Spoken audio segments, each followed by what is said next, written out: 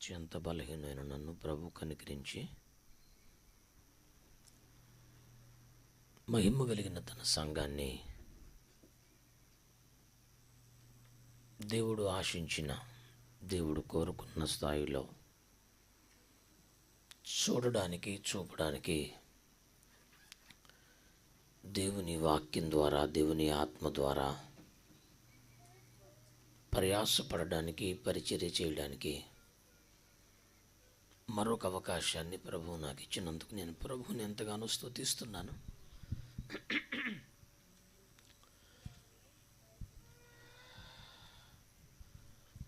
ఈ రీతిగా ఈ స్థలం ముందు చేరి ఉన్న దేవుని సంఘానికి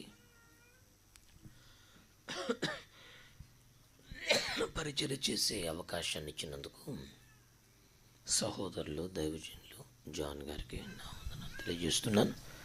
ఈ చోట చేరి ఉన్న ప్రభు సేవలో ప్రయాసపడుతున్న నా సహోదరులందరికీ నా వందనాలు. ప్రియులారా, దేవుని వాక్యంలోంచి ఒక మాట మనం చదువుకొని కొంతసేపు దేవుని వాక్యాన్ని ధ్యానం చేద్దాం. పరిశుద్ధ గ్రంథమైన బైబిల్లో నుండి అపోస్తలుడైన పౌలు ఎఫెసీయులకు రాసిన పత్రిక 4వ అధ్యాయం 15వ వచనాన్ని ఎవరైనా ఎలుగెత్తి చదవగలరా? ప్రేమ కలిగి సత్యము చెప్పుచు క్రీస్తు వలె ఉండుటకు మనం అన్ని విషయముల్లో ఎదుగుదుము.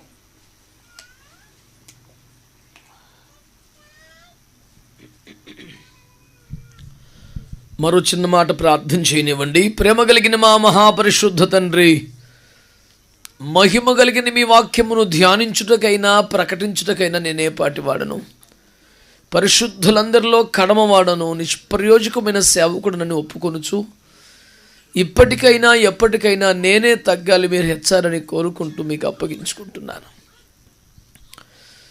ఎప్పటి వలనే ఇప్పుడు కూడా నన్ను మరుగుపరిచి మీరే ప్రత్యక్షమై మీ వాక్యమును మా ఏకైక బోధకులైన మీరే వివరించి మీ శైలిలో, మీ స్థాయిలో మీ సంఘమునకు క్షేమమును, మీ నామునకు మహిమను తెచ్చుకొనగలరని, అందుకు మీకు ఉపయోగపడగలిగిన ఒక పాత్రగా నన్ను మలుచుకొనగలరని వేడుకుంటూ యేసయ్య పేరిట ప్రార్థించి పొంది ఉన్నాము తండ్రి, ఆమేన్. అట్లాంటి అభ్యంతరం రాకుండా సెల్ ఫోన్ స్విచ్ ఆఫ్ చేయటము, సైలెంట్లో పెట్టడము చేస్తే బాగుండేది కదా. ఇప్పటికైనా పర్లేదు, ఒకసారి చూసుకోండి. ఈ రోజున దాదాపు మొబైల్స్ లేని పిల్లలు కూడా లేరు. ఒకసారి చెక్ చేసుకోండి, ఏం పర్లేదు. మీ బ్యాగ్స్లో పెడతారు, అవి మధ్యలో అందరికీ అభ్యంతరంగా ఉంటాయి.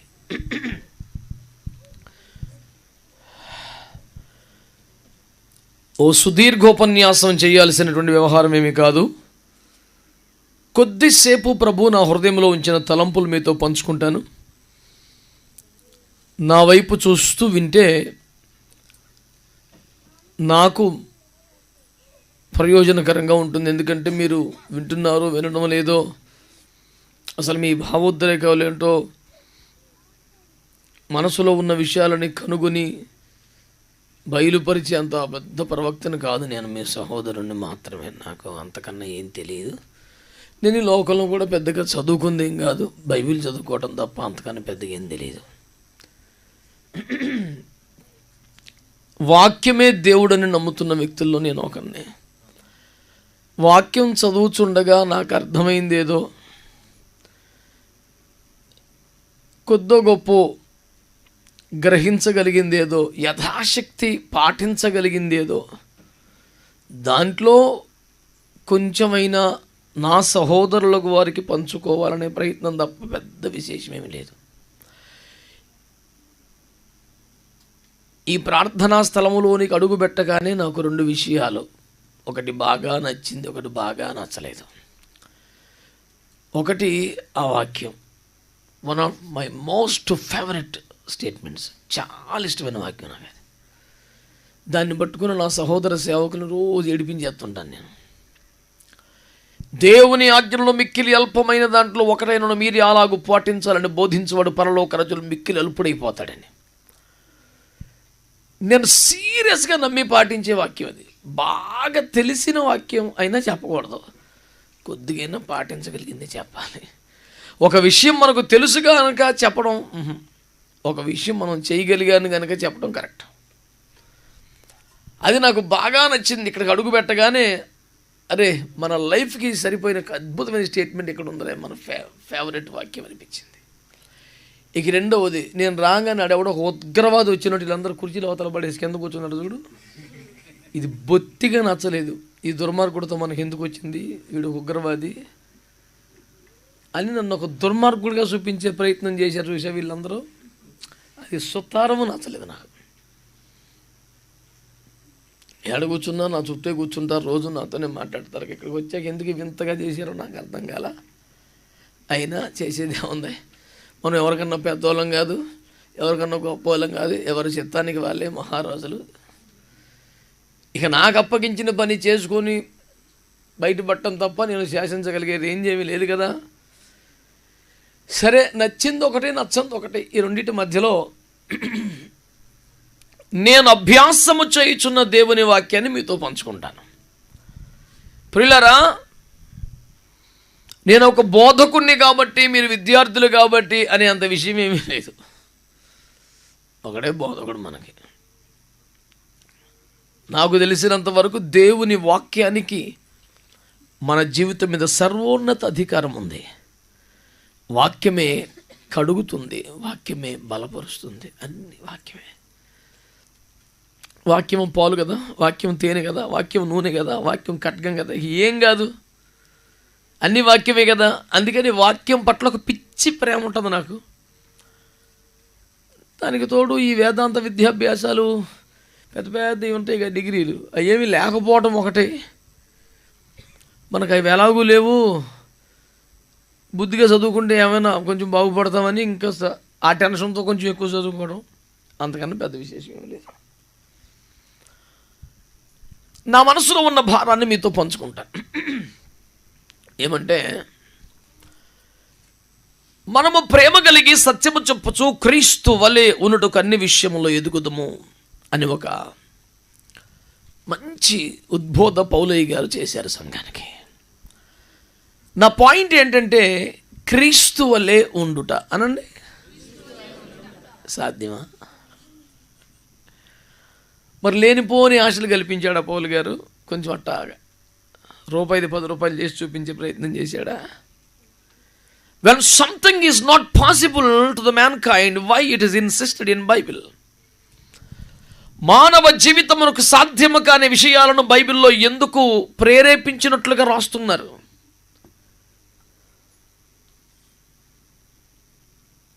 భావోద్రేకాలను రెచ్చగొట్టి పబ్బం గడుపుకునే రకమా పౌలు గారు? నాకైతే ఊహల్లో తేలియాడటం, గాల్లో, నాకు అట్లాంటిది ఇష్టం ఉండదు. ప్రాక్టికల్గా ఉండాలా. సాధ్యమా? సాధ్యం కాదా? కష్టసాధ్యమైతే ఓకే, అసాధ్యమైతే కష్టం కదా.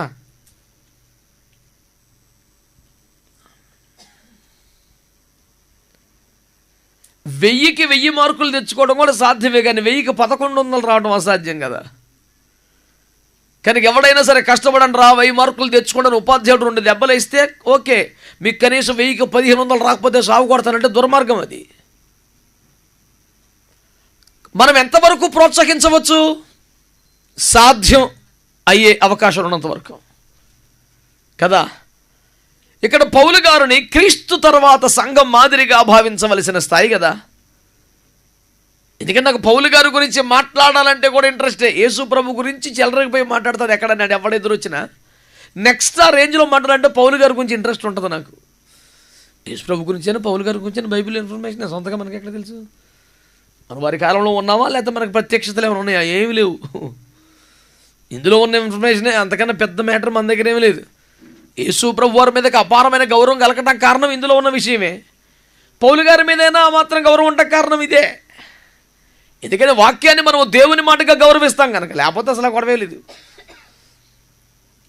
ప్రపంచ మేధావులుగా భావించే వారిని ఎవరు కూడా మనం పెద్దగా పట్టించుకోం. ఎందుకంటే ఎవరైనా బైబిల్ కానీ ఎక్కువ కాదనే ఫీలింగ్ కాదు, మన విశ్వాసం అది. దాన్ని ఎవడు కదపలేడు, డబ్బులు ఇచ్చి కానీ ఇంకేం బెదిరించి కానీ.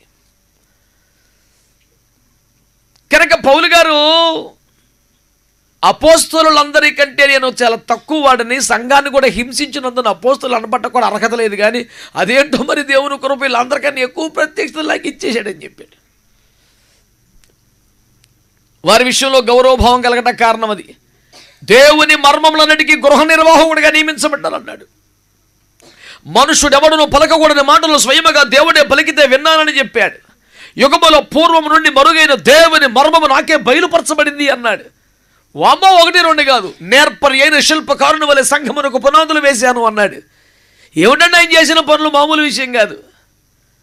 అంత పెద్ద అయినా సాధారణ బలహీన సహోదరుల భావోద్రేకాలు రెచ్చగొట్టి వాళ్ళొక భ్రమంలో పెట్టి పబ్బం గడుపుకుంటాడంటే ఇష్టం కదా అన్నమాట కదా.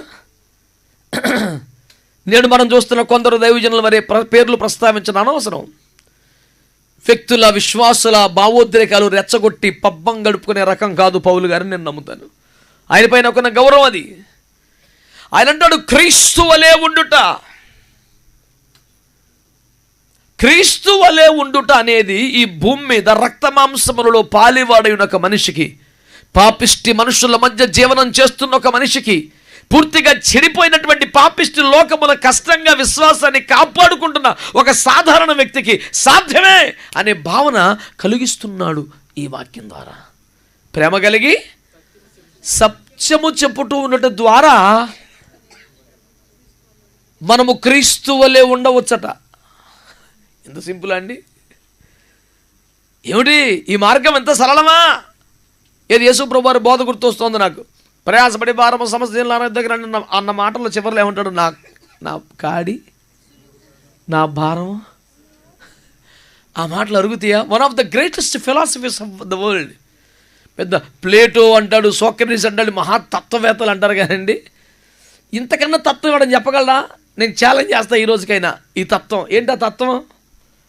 భారము తేలిక, కాడి చురువు. అసలు పదం కదా, సెట్ అయిద్దా? తేలిక అన్న భావన దాటితే వచ్చేదే భారం. మరి భారం తేలికేమిటి? కాడి అంటేనే మెడ మీద మోపబడింది, సులువైంది కాదని. అది సులువేమిటండి?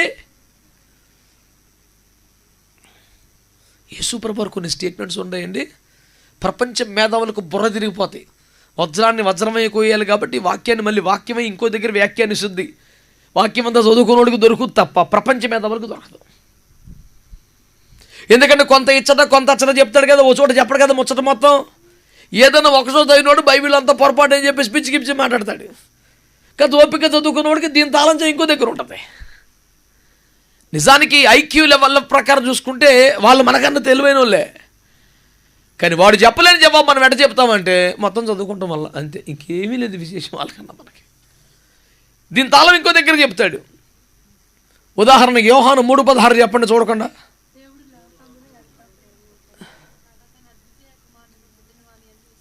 మిగతా భక్తులంతా మౌన వ్రతమా లేదా ఆలోచన కూడా రాదా? దేవునికి స్తోత్రం. సండే స్కూల్ స్థాయిలో చెప్పేసేమండి. కానీ దేవుడు యోహాను గారికి బయలుపరిచిన ప్రత్యక్షతలన్నీ చదివితే తప్ప మ్యాటర్ పూర్తిగా అర్థం అవ్వదు.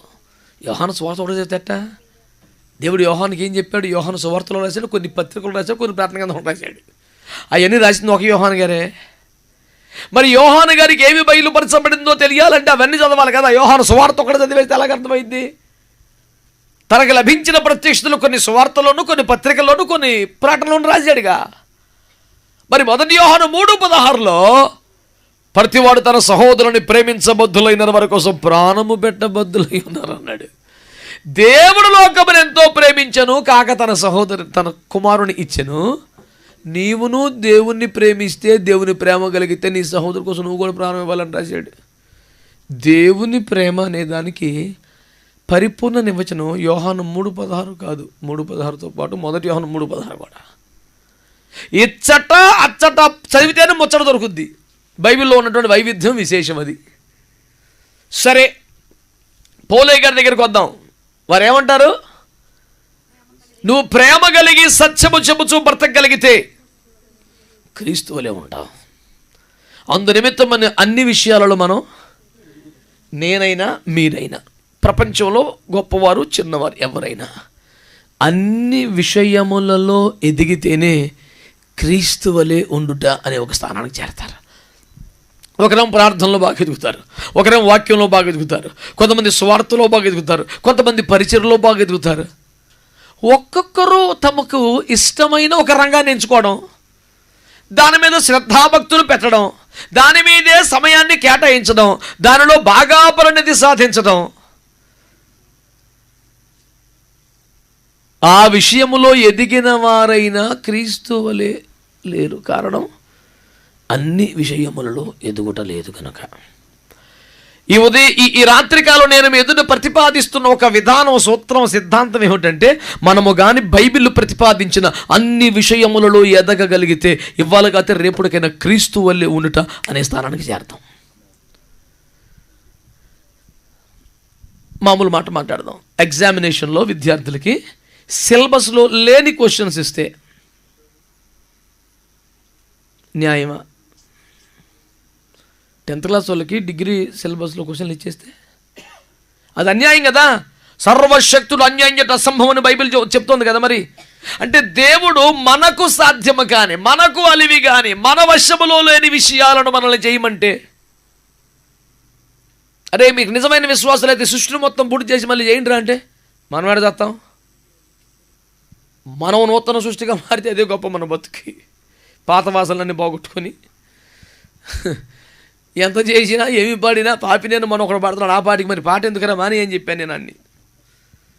స్టేజీ మీద మెలుకలు తిరిగిపోయి పాడుతున్నాడు ఒకడు. ఆ ఓవర్ యాక్షన్ నాకు నచ్చదు.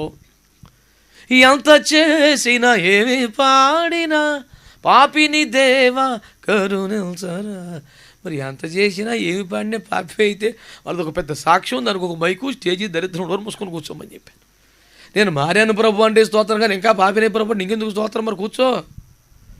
బుద్ధి మార్చుకోకపోతే, బతుకు మార్చుకోకపోతే, అలవాటు మార్చుకోకపోతే, నీ పాత వాసన ఇంకా దరిద్రం అలాగే ఏడిసి దానికి ఒక పాట మళ్ళీ సాక్ష్యం ఎందుకురా ఇక్కడ స్టేజీ? అలాంటి చెత్తని ఎంకరేజ్ చేయడం నాకు ఇంట్రెస్ట్ ఉండదు. సర్లే కూర్చో, ఆ పాడదానికి ఎందుకు? ఓ మూలపడి ఏడు ప్రభు పాపిని ప్రభు పాపాత్మని కాలకడబడి ఏడవలా, అలా ఓ మూలపడి ఏడు. మరి ఎందుకు స్టేజీ అమ్మాదానికి? నేను పూర్వము దూషకుడును, పూర్వము హింసకుడును, హానికరుడును. ఇప్పుడు కాదు కాబట్టి సాక్ష్యం, ఇప్పుడు అది అయితే ఎందుకు సాక్ష్యం? ఇంకా ఈ వచనం ద్వారా తేలుతున్న ఫలితార్థం ఏమిటంటే, ఒక మనిషి అన్ని విషయములలో ఎదుగుటకు ప్రయాసపడితే ఒక దినం వాడు క్రీస్తు వలె ఉంటాడు. అలాగ అంటారు కానీ ఎవరికి వాళ్ళు అవుతుంది అనిపిస్తుందిగా. 1 కొరింథీ పత్రిక 11:1 ఏమన్నాడు? నేను క్రీస్తుని పోలి నడుచుకున్న ప్రకారం మీరు నన్ను పోలి. నేను క్రీస్తుని అయిపోలేదు, నేను ఎప్పటికీ నేనే, ఆయన ఎప్పటికీ ఆయన, కానీ ఆయన పోలి ఆయనలాగా చేయడానికి ట్రై చేస్తున్నాను, చేశాను అన్నాడు. మనము క్రీస్తు వలె ఉండుట అనేది ఒక ఆశావహమైన భావనే కాదు, ఆచరణ సాధ్యం నిరూపించాడు. 1 కొరింథీ 11:1 నేను ఇప్పటికే క్రీస్తుని పోలి నడుచుకున్నాను అన్నాడు. ఓరి నాయనో, అంటే ఒక మనిషికి సాధ్యమే, సాధ్యమే. సిలబస్లోదే అది నేను చెప్పేది. ఇంకొక మాట అందాం. ఎఫెసీ పత్రిక 5:1 ఏమన్నాడు? కాగా మీరు ప్రియులైన పిల్లల వలె దేవుని పోనీ ఇలాంటిది ఒక చోటైనా బైబిల్ అంతటా కనపడుతుంది. గలతీ పత్రిక 4వ అధ్యాయంలో 12-16 వచనాల మధ్యమా క్రీస్తు స్వరూపమేందు ఏర్పరచబడ వరకు మీ విషయమై నాకు మరలా ప్రసవేదన కలుగుతున్నది అన్నాడు. అనగా దైవజనుడి ప్రయాస విన్నారా? దైవజనుడి ప్రసవేదన, దైవజనుడి పరిచర్య వలన కూడా విశ్వాసులలో క్రీస్తు స్వరూపం ఏర్పరచబడతాయి. అంటే నేను క్రీస్తు వలె మారాలన్న తాపత్రయము, తపన, వాడిలో ప్రయాస, ప్రయత్నం, అభ్యాసం ఉండటం మాత్రమే కాక వారికి దేవుని పక్షముగా పరిచర్యలు చేయించినటువంటి సంఘ కాపరనే వాడి యొక్క ప్రయాస వలన కూడా ఒక వ్యక్తి క్రీస్తు స్వరూప్యంలోనికి వస్తాడట. కొలసి 1:28 కూడా ఏ విధము చేతనైనా క్రీస్తునందు మిమ్మల్ని సంపూర్ణులను చేసి, మీరు ఏ విధము చేతనైనా క్రీస్తుల సంపూర్ణలు అవ్వండి అంటలా. ఎలాగైనా నేను చెయ్యాలని చూస్తాను. అంటే మొత్తం విశ్వాసి చేతిలోనే కాదు, ఇక్కడ దైవజనుడి చేతిలో కూడా. అందుకు కదా ఆయన గౌరవించాలి. లేదా ఊరక మనం అందరం సహోదరులమే. ఈయన ఊడిపడ్డాడు పరలోకం నుంచి ఏమన్నా, ఈయన మార్మన్స్ పొందకుండా బాప్తీసం పొందకుండా ఆయన పోతాడండి పరలోకం? మనం పొందే మార్మన్స్ ఆయన పొందాలి, మనం పొందే బాప్తీసం ఆయన పొందాలి కాదండి. మనం చేయాల్సినటువంటి దైవ భక్తి కలిగిన విషయాలను అతను చేయాలి. నేను పాస్టర్ కాబట్టి నేను పరిశుద్ధం ఉండక లెదవేసలే ఉందా? ఎవడైనా రూల్స్ అన్నీ పాటించాలి. మరి ఆయన మనకన్నా ఎందులో స్పెషల్? ఎందుకు స్పెషల్ అంటే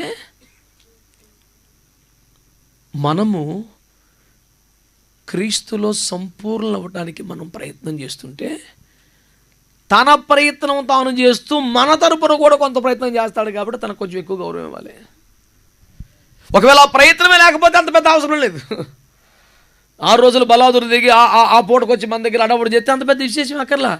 దానికోసం కొంత త్యాగం చేసుకొని వదులుకొని కొన్ని మానుకొని మనమే ప్రపంచంలాగా ఎంతకు మించి పనులు లేనట్టు మన బాగోగులు చూసుకుంటూ, ఈ బాగోగులు అంటే ఏంటి? ఇందిరా మిల్లు, జగన్ నిల్లు ఈ ప్రోగ్రాం కాదు. ఎంఆర్ ఆఫీసులు చేసే పనులు, హాస్పిటల్ చేసే పనులని పాస్టర్ గారిని ఎత్తినేసుకోమని నేను చెప్పడంలా. అవి ఏటానికి భూమి మీద వాలంటీర్లు కుప్పలు తెప్పలు ఉన్నారు. దేవుని మనసులో ఉన్న విషయాలు, దేవుడు కోరుకున్న విషయాలు, దేవుడు ఆజ్ఞాపించిన విషయాలు దేవుని పిల్లలు నెరవేర్చుటకు ప్రయాసపడుచుండగా వారికి తోడ్పాటును అందించి వారు ఎలాగైనా పాస్ అయ్యేలాగా, వాళ్ళకి ట్యూటర్ లాగా, వారికి కోచ్ లాగా వాళ్ళ పక్క నుండి వాళ్ళతో పాటు తిప్పలపడగలిగితే అది గౌరవం పొందడానికి అర్హత. హెబ్రీ పత్రిక 13:17 ఏం చెప్తుంది? మీ పైన నాయకులు కొన్నవి మీ ఆత్మలకు లెక్క ఒప్ప చెప్పవలసిన వారు ఆత్మలు కాయిచున్నారు కనుక శరీరాలని కుటుంబాన్ని కానీ కాసేది ఆ పని ఎవడాడు చేసుకుంటాడు. ఆత్మలని, మీ ఆత్మ దేవుల్లో ఉంటుందా, లోకంలో పోతుందా? మీ ఆత్మ మంచి మంచి తీర్మానాలు చేసుకున్నా స్థిరపడలేక బలహీన పడిపోతుంటే కాస్త బలహీనతలను జయించేలాగా ప్రోత్సాహం ఇచ్చి బలం ఇచ్చి కాస్త ధైర్యం, లేదు బ్రదర్ నేను కూడా అలాగే ఉన్నాను ఒకప్పుడు, మీరు కొంచెం ట్రై చేయండి, నేను ప్రార్థన చేస్తాను, మీరు కూడా ప్రార్థన చేసుకోండి అంటూ ప్రోత్సాహాన్ని ఇచ్చి బలమునిచ్చి ఒక తండ్రిగా పెద్దగా వ్యవహరిస్తూ ఉంటాం కనుక స్థానాన్ని బట్టి, వయసును బట్టి, అనుభవాన్ని బట్టి తప్పలా చేయకూడదు అని గద్దించో హెచ్చరించో ఏదో బుద్ధి చెప్పు, ఈ తిప్పలన్నీ పడితే అదే గౌరవం పొందటానికి అర్హత. నాకు తెలిసి సేవకులందరూ ఆ ప్రయాసలో ఉంటారని నేను నమ్ముతున్నాను. ఈ వచనాలన్నింటిలో తేలుతున్న సత్యం ఏమిటి? యథార్థంగా కష్టపడితే, ట్రై చేస్తే ఇయ్యాలకైతే రేపటికైనా ఆ పోలికల్లోకి వస్తాం అన్నది తేలుతుంది ఇక్కడ. మనకు తెలిసినంత వరకు మన హీరో ఎవరో అంతే. నా వరకు అయితే నువ్వుని పట్టించుకోను భూమి మీద. ఎలావయ్యా నువ్వు ఎవడైనా యేసు ప్రభు కన్నా ఎక్కువ కాదు. యేసు ప్రభు కన్నా ఎక్కువ ఎవడో లేడు. ఆయనతో సరి సమానం ఎవడో కాదు. ఆయనతో పోల్చడానికి ఎవడో సరిపోడు. వ్యక్తిగతంగా అంతరంగా లోపల నాకు అంతకన్నా ఇష్టం ఎవడు కూడా లేడు. ఆయన అంటేనే పిచ్చి. ఎందుకంటే సమస్తాన్ని చేసినోడు, దైవత్వం యొక్క సర్వ పరిపూర్ణత శరీరముగా క్రీస్తులో నివసించిందని కొలసలో రాశాడు కదా. దైవత్వం అంటే ఇది అని నువ్వు 100 క్వాలిటీస్ రాస్తాయి, మొత్తం యేసు ప్రభువులో ఉన్నాయంట. దేవుడు అంటే ఎలా ఉండాలరా నువ్వు రాసావనుకో 1000, అవన్నీ యేసు ప్రభువులో ఉన్నాయంట. దైవత్వం యొక్క సర్వ పరిపూర్ణత శరీరముగా క్రీస్తులో ఉంది. క్రీస్తుకు వెలుపట దైవత్వం లేదు, ఆయనే. అంత పెద్ద హీరో సదాకాలం మీతో ఉంటానరా, మీరు ట్రై చేయండి అన్నాడు. ఇంకేంటి అసలు బలహీనత, ఇంకేంటి టెన్షను? అందుచేత నేను నమ్ముతున్నాను క్రీస్తు వలె ఉండుట అనేది మన టార్గెట్ అయితే, క్రీస్తు వలె ఉండాలి అనేది మన అనుదిన అభ్యాసం అయితే, క్రీస్తు వలె ఉండాలనేది ఒక ఆధ్యాత్మిక స్వప్నం కల మనకైతే 100% ఒక దినాన అది మనకు సాధ్యమయ్యింది. రే పిల్లగాళ్ళు, నన్ను చూడరా కేసేపు 5 నిమిషాలు వెళ్ళిపోతాను. మనకు సాధ్యమేనటండి. మీకు అనిపిస్తుందా సాధ్యమేనని? బైబిల్ నమ్మితే అయ్యి బాబాయ్ నేను పొంది నువ్వు ఎమోషనల్గా బ్లాక్మెయిల్ చేస్తున్నావు, అంత మ్యాటర్ ఎవరికి లేదు భూమి మీద. మనల్ని ఎవడో ఎమోషనల్గా బ్లాక్మెయిల్ చేయలేడు, అంత సీన్ లేదు భూమి మీద ఎవరికే. నాకు కాదు, ఎవరికే లేదు. అలా చేయవలసి వస్తే పట్టాభి సీతారామ గారు, ఎండమూరి వీరేంద్రనాథ్ గారు చాలాసార్లు ట్రై చేశారు సార్, అవ్వలేదు, అవ్వదు కూడా. మనకు ఏదో చెప్పాలని, ఏదో మాయ చేయాలని ట్రై చేస్తే ఒక్క యేసయ్య బిడ్డను కూడా యేసు వ్యతిరేకంగా ఎవడు మార్చలేకపోయాడు. వీళ్ళు మొదలుపెట్టి ప్రపంచమంతా హిట్లర్ దగ్గర నుంచి, నీరో దగ్గర నుంచి, టైటర్ దగ్గర నుంచి తిప్పలు పడితే వాళ్ళు ట్రై చేసినప్పుడు 50 మంది, వాళ్ళు వదిలేసిన తర్వాత 500 మంది అయ్యారు. క్రైస్తవ్యం తగ్గిందా పెరిగిందా? అందరూ ఓడిపోయారు సార్. అక్కడ దాకేందుకు? అరుణాచల్ ప్రదేశ్ ఏ దేశంలో భాగం? అది మరి తెలియనట్టుగా బేసి పెడితే నాకు డౌట్ వచ్చింది. అరుణాచల్ ప్రదేశ్లో అది కమ్యూనిస్ట్ కిల్లా. అది చైనాకు ఆనుకొని ఉంటామేమో, మరి కారణం ఏదో కానీ ఎప్పుడు ఎర్ర జెండా రెపరెపలాడే మూమెంటే కనపడుతుంది అక్కడ. నేను పుట్టిన సంవత్సరానికి అంటే 77లో ఓపీ త్యాగి అనేవాడు పార్లమెంట్లో పెట్టాడు, నెహ్రూ గవర్నమెంట్లో. మొరార్జీ దేశాయ్ అక్కడ ఇంప్లిమెంట్ చేశాడు. యాంటీ కన్వర్షన్ బిల్ తీసుకొచ్చిన మొదటి ప్రయత్నం అక్కడ జరిగింది. క్రైస్తవ్యాన్ని ఇబ్బందులు పాలు చేసి అసలు నెరవేరకుండా, అమలు జరగకుండా చేసిన మొదటి ప్రాంతం అది. ఓపీ త్యాగి అనేవాడు నెహ్రూ గారు విదేశం వెళ్తే వచ్చేలో పార్లమెంట్లో బిల్లు పెట్టాడు. అప్పట్లో పెద్దలందరూ ప్రసంగం చేసేవారు, ఓపీ త్యాగి అంటే ఓడిపోయిన త్యాగి అని. మన ప్రసంగికులందరూ ఎటకారం ఆడేవారు. ఢిల్లీకి నెహ్రూ గారు రాగానే అడ్డమైన తిట్లు తిట్టి పార్లమెంటు సాక్షిగా, మీరు రికార్డ్స్ ఉంటుంది కొట్టుకొని చూసుకోండి గూగుల్లో, క్రైస్తవులు నిద్రపోతున్న సింహాల జోలికి ఎందుకు వెళ్ళే వేతవేసాలు కానీ ఆ బిల్లుని తీసేయించి ఆ ఓపీ త్యాగిని క్యాబినెట్ నుంచి తీసి వదలు పడేసాడు. ఈయన విదేశాలకు వెళ్తే వచ్చేలోపు బిల్లు పెట్టేశాడు వీడు, క్రైస్తవుల దేశంలో వెళ్ళిపోవాలని. అరుణాచల్ ప్రదేశ్లో నిషేధాలు పెంచిన తర్వాత ఈ మధ్య లేటెస్ట్గా తీసేశారంట. ఎందుకనంటే అప్పుడు 2%, ఇప్పుడు 30% అయిందంట అరుణాచల్ ప్రదేశ్లో క్రైస్తవ్యం. ఊరిని గట్టిగా కట్టేసి కొడితే ఇల్లే పెరిగిపోయేలా ఉన్నారు, వదిలేశారు. ఇప్పుడు ఏదైనా అంతే. అందుచేత నేను మీ దృష్టికి తీసుకొస్తున్న భావన ఏమిటంటే, మనల్ని ఎవరు ఎమోషనల్ బ్లాక్మెయిల్ చేసి ఏమీ చేయలేరు, అంత సీన్ ఉడికి లేదు. క్రీస్తు మనల్ని స్వతంత్రం చేశాడు. మరలా దాస్యమును కాడి కింద చిక్కుకొనకుండా దేవుని వాక్యం మనకు సహాయం చేస్తుంది. మనం స్వతంత్రంగా పెద్ద హీరోలం కాదు కాబట్టి సంఘం అనే వ్యవస్థ ఏర్పాటు చేసాడు. ఒకరినొకరు బలపరుచుకుంటున్నాం, ప్రోత్సహించుకుంటున్నాం, రేపుకుంటున్నాం అవసరమైతే. హెబ్రీ 10:4 ప్రకారం ప్రేమ చూపుటకును సత్కార్యము చేయుటకును ఒకరినొకరు పురికొల్పుకునుడి అని రాశాడుగా. పురికొల్పుడు అన్న మాట దగ్గర ఫుట్ నోట్లు నెత్తి మీద అంకేసి రేపుట అని రాశాడు. రేపుట అనే మాటకి వ్యవహారిక పదం తెలుసా? వాడుక భాష రెచ్చగొట్టడం అని కదా. ఆ రేపవలన మాటకి వ్యవహారిక భాష, వాడుక భాష ఏమిటి? రెచ్చగొట్టడం. అంటే ఒకళ్ళొకరు నువ్వు యేసు ప్రభుని దేవుడిగా కలిగి నువ్వు భయపట్టవేంట్రా చెవరకా అని రెచ్చగొట్టేలాంటి ఒక్కొక్కరు మనం.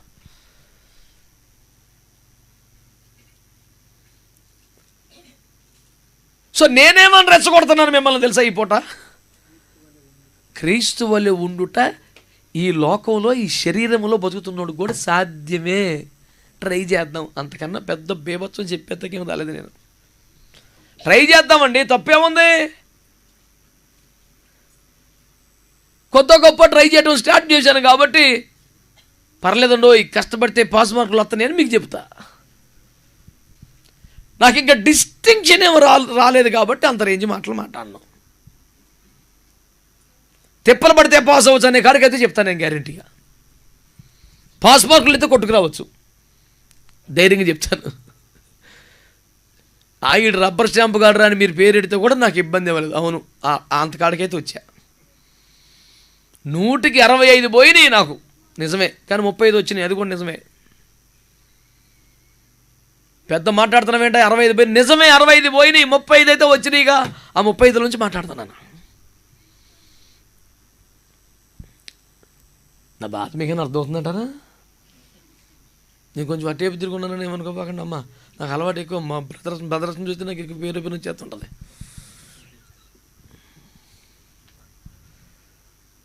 కనుక మీరు కొంచెం ఆలోచించండి. ఈరోజు నా బాధ బోధ ఒక్కటే. మనము ప్రయాసపడితే అన్ని ఏ ప్రయాసపడాలంటారేమో మళ్ళీ సింపుల్. అన్ని విషయంలో ప్రార్థన, వాక్యము, భక్తి, ఉపదేశం, పరిచర్య, సువార్త, సహకారం, ప్రోత్సాహం, ప్రేమ ఇత్యాది క్రైస్తవ ఆధ్యాత్మిక ప్రక్రియలు బైబిల్ ఏమేమి రాశాడో అన్ని విషయాల్లో ఎదగటానికి కానీ మనం ప్రయాసపడితే అవుతుంది. ఇప్పుడు ఇల్లు కట్టాలనుకున్నప్పుడు పద్దాగా పులుపుని పెట్టుకుని చచ్చిపోకర్లా, గోడలు కట్టాలనుకుంది ముందు గోడలు కట్టుకుంటే వెళ్ళిపోవటమే. ఒక ఇటుకి బెచ్చేసి మళ్ళీ మ్యాప్ చూడక్కర్లా, గోడలు అయిపోయాక మళ్ళీ చూద్దాం. పతాకి ఇదే పని అక్కర్లా. మరి ఎంతకు ఏం చేయమంటావా? సింపుల్, క్రీస్తు వలె ఉండటానికి అనేది మైండ్లో పెట్టుకుని అన్ని విషయములలో ఎదగాలి అనండి. ప్రార్థన అనండి, పరిచర్య, వాక్యము, సమర్పణ, సువార్త, సహకారం, ఇలా చాలా ఉన్నాయిగా భక్తుల్లో. అన్నింటిలోనూ ఎదగడానికి మనం ప్రయత్నం చేసుకుంటూ పోదాం. పెద్ద ప్రపంచాన్ని ఉద్ధరించేసి జనాలు కొంతమంది వాడిని విమర్శించేసి, ఈయన తిట్టేసి, అన్ని కొట్టేసి, ఒక బాబు నీకు ఇంతకురా, నువ్వు ముందు తయారవ్వు, నువ్వు కట్టుకోవాలి కదా. కొండ మీద ప్రసంగం యేసుప్రభు చెప్పారు, గుర్తుందా మీకు? గుర్తుందా? మత్తయి సువార్త 5, 6, 7 3 అధ్యాయాలు కలిపితే ఒకే ప్రసంగం. అది నాన్ స్టాప్గా చేశాడు యేసుప్రభు వారు. చేసిన లాస్ట్లో ఏమన్నాడు? 7:24, కాబట్టి నా మాటలు విని వాడు చొప్పున చేయి ప్రతివాడు బండ మీద తన ఇల్లు కట్టుకున్న బుద్ధిమంతుని పోలి ఉంటాడు. మనల్ని మనం కట్టుకోవడం అనండి అంటే ఏంటి అని చెప్పినట్టు చేయడమే. దాని పెద్ద సిద్ధాంతం ఏమి లేదు, ఆధ్యాత్మిక మర్మాలు ఏమి లేవు అక్కడ. అక్కడ ఏమన్నాడు? ఈ నా మాటలు విని వాటి చొప్పున చేయు ప్రతివాడు బండ మీద తన ఇల్లు కట్టుకున్న బుద్ధిమంతుని పోలి ఉంటాడు. జాగ్రత్తగా ఆయన చెప్పిందల్లా విని ట్రై చేస్తే చాలంట. దానికి ఓపిక తలకిందులు తపస్సు, ఒంటికాయలు జపం, మోకాలు పర్వతం ఏమి లేవు మనకి. జాగ్రత్తగా 1-10 సార్లు విని ట్రై చేయటమే. నేను మొత్తుకునేది కూడా అదే కదా. ఓ తలకిందులు తపస్సు, శనాయకొండ ఎక్కిపోను తిప్పలు పడి నేను అట్లా ఏం అక్కర్లేదు. ప్రశాంతంగా ఇంటికాడ కూర్చో. మనం సంఘంలో ఒక భాగం, మనం ఇండివిజువల్గా మనమే బేబత్సమేం కాదు. కాబట్టి సంఘంతో కలవాల్సిందే. నేను ఒంటరికాడ ఇంటికాడ చేసేసుకుంటాను అవ్వదు. క్రీస్తు సంఘం అనే శరీరంలో మనం ఒక అవయవం మాత్రం, మనమే పెద్ద బేబత్సమేం కాదు. నువ్వు అఫ్కోర్స్ ఒక అవయవం అంటే నువ్వే గుండెకాయ అయ్యి ఉండొచ్చు, కానీ చిన్న నరం నీకు అవసరం, లేకపోతే పోద్ది గుండెకాయ. సంఘానికి మనమే గుండెకాయ పోతారు. సో వాట్, చిన్న నరం బతికించేస్తుంది నిన్ను, అది తప్పించేస్తే పోతావు. కనుక నువ్వు ఎంత ఇంపార్టెంట్ మెంబర్ అయినా సంఘములో ఒక్క మెంబరే, నువ్వు పెద్ద బేబత్సం కాదు, దేవుడికైనా అర్థం అవ్వాలా, నాకైనా. మరి నేను ఒక అవయవం అయినప్పుడు నొక్కదాన్నే ఎలా బతికేస్తాను? ఊపిరితిత్తులైనా, కిడ్నీ అయినా, చెయ్యి అయినా, కాలైనా, ముక్కైనా, మూతైనా ఏదైనా ఒక అవయవమే కదా. మిగతా అవయవములతో సరిగ్గా అనుసంధానం అయితేనే నాకు బ్రతుకుంది. నేను ఒంటరిగా బతికేయలేను కాబట్టి చచ్చినట్టు ఓపుకున్నా, లేకపోయినా తీరిగి చేసుకొని సహవాసానికి రావాలి. మనం ఒంటరిగా మేనేజ్ అయిపోగలమంటే మనం ఎప్పుడు మానేద్దాం. తిప్పలు పడి వచ్చి ఇరుకులో కూర్చుంటాం ఎందుకు? కరోనా టైంలో ఎప్పుడు తగ్గిపోతుందో చర్చికి వెళ్ళిపోదాం అందరూ ఆరాటపడిపోయాం. ఇది ఎట్రా ఇంట్లో కూర్చొని ఉండిపోతున్నాం, చర్చికి వెళ్ళకుండా అయిపోతుంది ఎట్రా బాబుని. ఎందుకు ఇంట్లో చావచ్చు కదా. నేను ఒక పాట రాశాను ఆ మధ్య, కల్పన అనే సహోదరుతో పాడిచ్చాను. విడివిడిగా అవయవములమే కూడు కొననిదే శరీరము కాదే అని రాశాను. కూడుకోకపోతే మనమేం శరీరం అండి? నువ్వు ఒక అవయవం, నువ్వు ఒక అవయవం, మనం ఎవరు అవయవ తలకు అన్నీ. ఏదో మెడికల్ కాలేజీలో ఉంటుంది, ఒక గుండెకాయ ఒక డబ్బాలు, అన్ని డబ్బాలు పెట్టి బొమ్మలు పెడతాడు అండి. అంతే. మరి మనం కలుసుకోకపోతే అంతేగా. సార్ మీ సంఘం, అవును సార్, గుండెకాయ పలానా వీధిలో ఉంది, కాలు ఈ వీధిలో ఉంది, చెయ్యి అక్కడ ఉంది, ఇదేమి దరిద్రం సార్, అందుకే కలుసుకోవాలి మనం. సరే, తేలిన ఫలితార్థం ఏంటి? ఇప్పుడు ఈ డిస్కషన్లో ట్రై చేస్తే వర్కౌట్ అవుద్ది. ఏం ట్రై చేద్దాం? వీడికైనా నేను గొప్ప అనిపించుకోవడానికా, ఆడు తప్పు అని రుజువు చేయడానికా? నేను సంఘాల మధ్య కానీ, సేవకుల మధ్య కానీ, భార్యాభర్తల మధ్య తగువులు వస్తే నన్ను కానీ మధ్యవర్తి పిలిస్తే వెంటనే వెళ్ళిపోతాను నేను. సమాధానపరచువారు ధన్యులు, వారి దేవుని ఏ క్లాస్ అయినా రివార్డులో అవార్డులు 4 వచ్చే ఛాన్స్ ఎందుకు పోగొట్టుకోవడం? ఎవడు పిలిచినా పోతా నేను. అయితే ఒక షరతు, ఇందులో ఎవరు తప్పు ఎవరు ఒప్పు అనే చర్చ అయితే నేను ఉండను. నేను పిలిచింది ఎందుకు కదా అంటారు, అయితే నేను పోతా. ఎవడు తప్పు ఎవడు కరెక్టు అనే చర్చలో నేను ఉండను. పాస్టర్లు కావచ్చు, భార్య భర్తలు కావచ్చు. మరి అదేంటన్నా తేలుతామని కదా కేకేసావు, నేను తేలవను.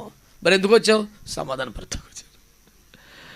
అది తేలకుండా సమాధానం. నేను అంటాను తేలితే ఎప్పటికి రాదు సమాధానం. బుర్ర లేకుండా మాట్లాడతాడు. తేలటం ఏంటి? ఇప్పుడు భార్య భర్తలు ఇద్దరి మధ్యలో తగ్గు వచ్చిందండి, చెరుకు గదులకి వెళ్ళిపోయి సీరియస్గా కారాలు మీరలు నూరేస్తున్నారండి. మధ్యలో మనం వెళ్ళామండి. ఇప్పుడు మనం వెళ్ళి వారిని సమాధానపరచడం చేసే ప్రయత్నంలో నీది తప్పు అని తేలిస్తే సమాధానం వచ్చింది? అసలు ఏం బుర్రలేని పని అండి. పోనీ అయిపోయిందిలేరా బాబు, అది సిద్ధాంతం. వ్యవహారానికి రాజీయే రాజు అని శాస్త్రం ఉంది భూమి మీద. రాజీ పరచడమే రాజు అండి. ఏయ్ నీ తప్పు, ఏయ్ నువ్వు సూపర్ అంటే అని రెచ్చగొట్టేసి తొక్కేసి ఇంక సమాధానం ఎక్కడదే? అంచేతనే సవాళ్ళు ప్రతి సవాళ్ళు ఈ గొడవలు గోత్రాలకి నేను వ్యతిరేకం. సింపుల్, ట్రై చేద్దాం. ఈ ట్రైలో నీకు లెక్కలో 4 మార్కులు వచ్చినానుకో, అడిగి చెప్పు పక్కనోడికి. ఎగ్జామినేషన్లో పేపర్ చూపించడం పాపం, కానీ క్లాస్ రూమ్లో ఎంకరేజ్ చేయడం తప్పులేదు, అంతే కదా? కాబట్టి ప్రార్థనలో ఎదిగావా, పరిచయంలో ఎదిగావా, సువార్తలో ఎదిగావా, ఉపవాసాల్లో ఎదిగా, నీ ఎందులో ఎదిగావు? ఇలా చేస్తే నాకు వర్కౌట్ అయింది, నువ్వు కూడా చేయని ఇంకోటికి చెప్పు, ట్రై చేయి. ఈ విధముగా మనందరం ఒకరినొకరు బలపరుచుకొని, ప్రోత్సహించుకొని, ఎంకరేజ్ చేసుకొని, సపోర్ట్ చేసుకొని, సహకరించుకొని క్రీస్తు వలె ఉండుట అనే గోల్ రీచ్ అవ్వాలి. మన గోల్ అది. అంతేగాని వాళ్ళు వేస్ట్, మనం సూపరం, ఆడు వరస్ట్ ఫెలో, నేను బెస్ట్ ఫెలో, ఇది కాదు సార్ మన టార్గెట్. అసలు ఈ మాటతో మీరు ఏకీపించారా? అయ్యి బాబోయ్, శ్మశాన నిశ్శబ్దం అంటారు, ఇప్పుడు విన్నారా? ఎక్కడైనా కీచురాళ్ళు మట్టి కీ అంటే అయ్యి బాబోయ్, ఎందుకు సార్ అంత గంభీరమైన మౌనం పాటిస్తారు? ఏదో మహాప్రళయం సంభవించినట్టు. నోవుకు జలప్రళయం తర్వాత ఆ మొక్క నేను ముందే చెప్పా, బ్యాగుల్లో చూసుకొని దాచి పెడతారు, దాన్ని చంపేయండి అని. వినరుగా.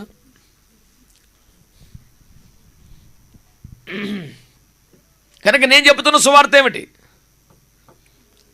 క్రీస్తు వలె ఉండాలి అనేది మన టార్గెట్ సార్. ఈ పాపిష్టి లోకంలో రక్త మాంసాల్లో బతుకుతున్న మనకు కూడా అది సాధ్యమే అనేది ఆశావాహక దృక్పథం అండి. దానికోసం ఎట్లా ఆచరణ, యాక్షన్ ప్లాన్ ఏంటి? అన్ని విషయములలో ఎదుగుట.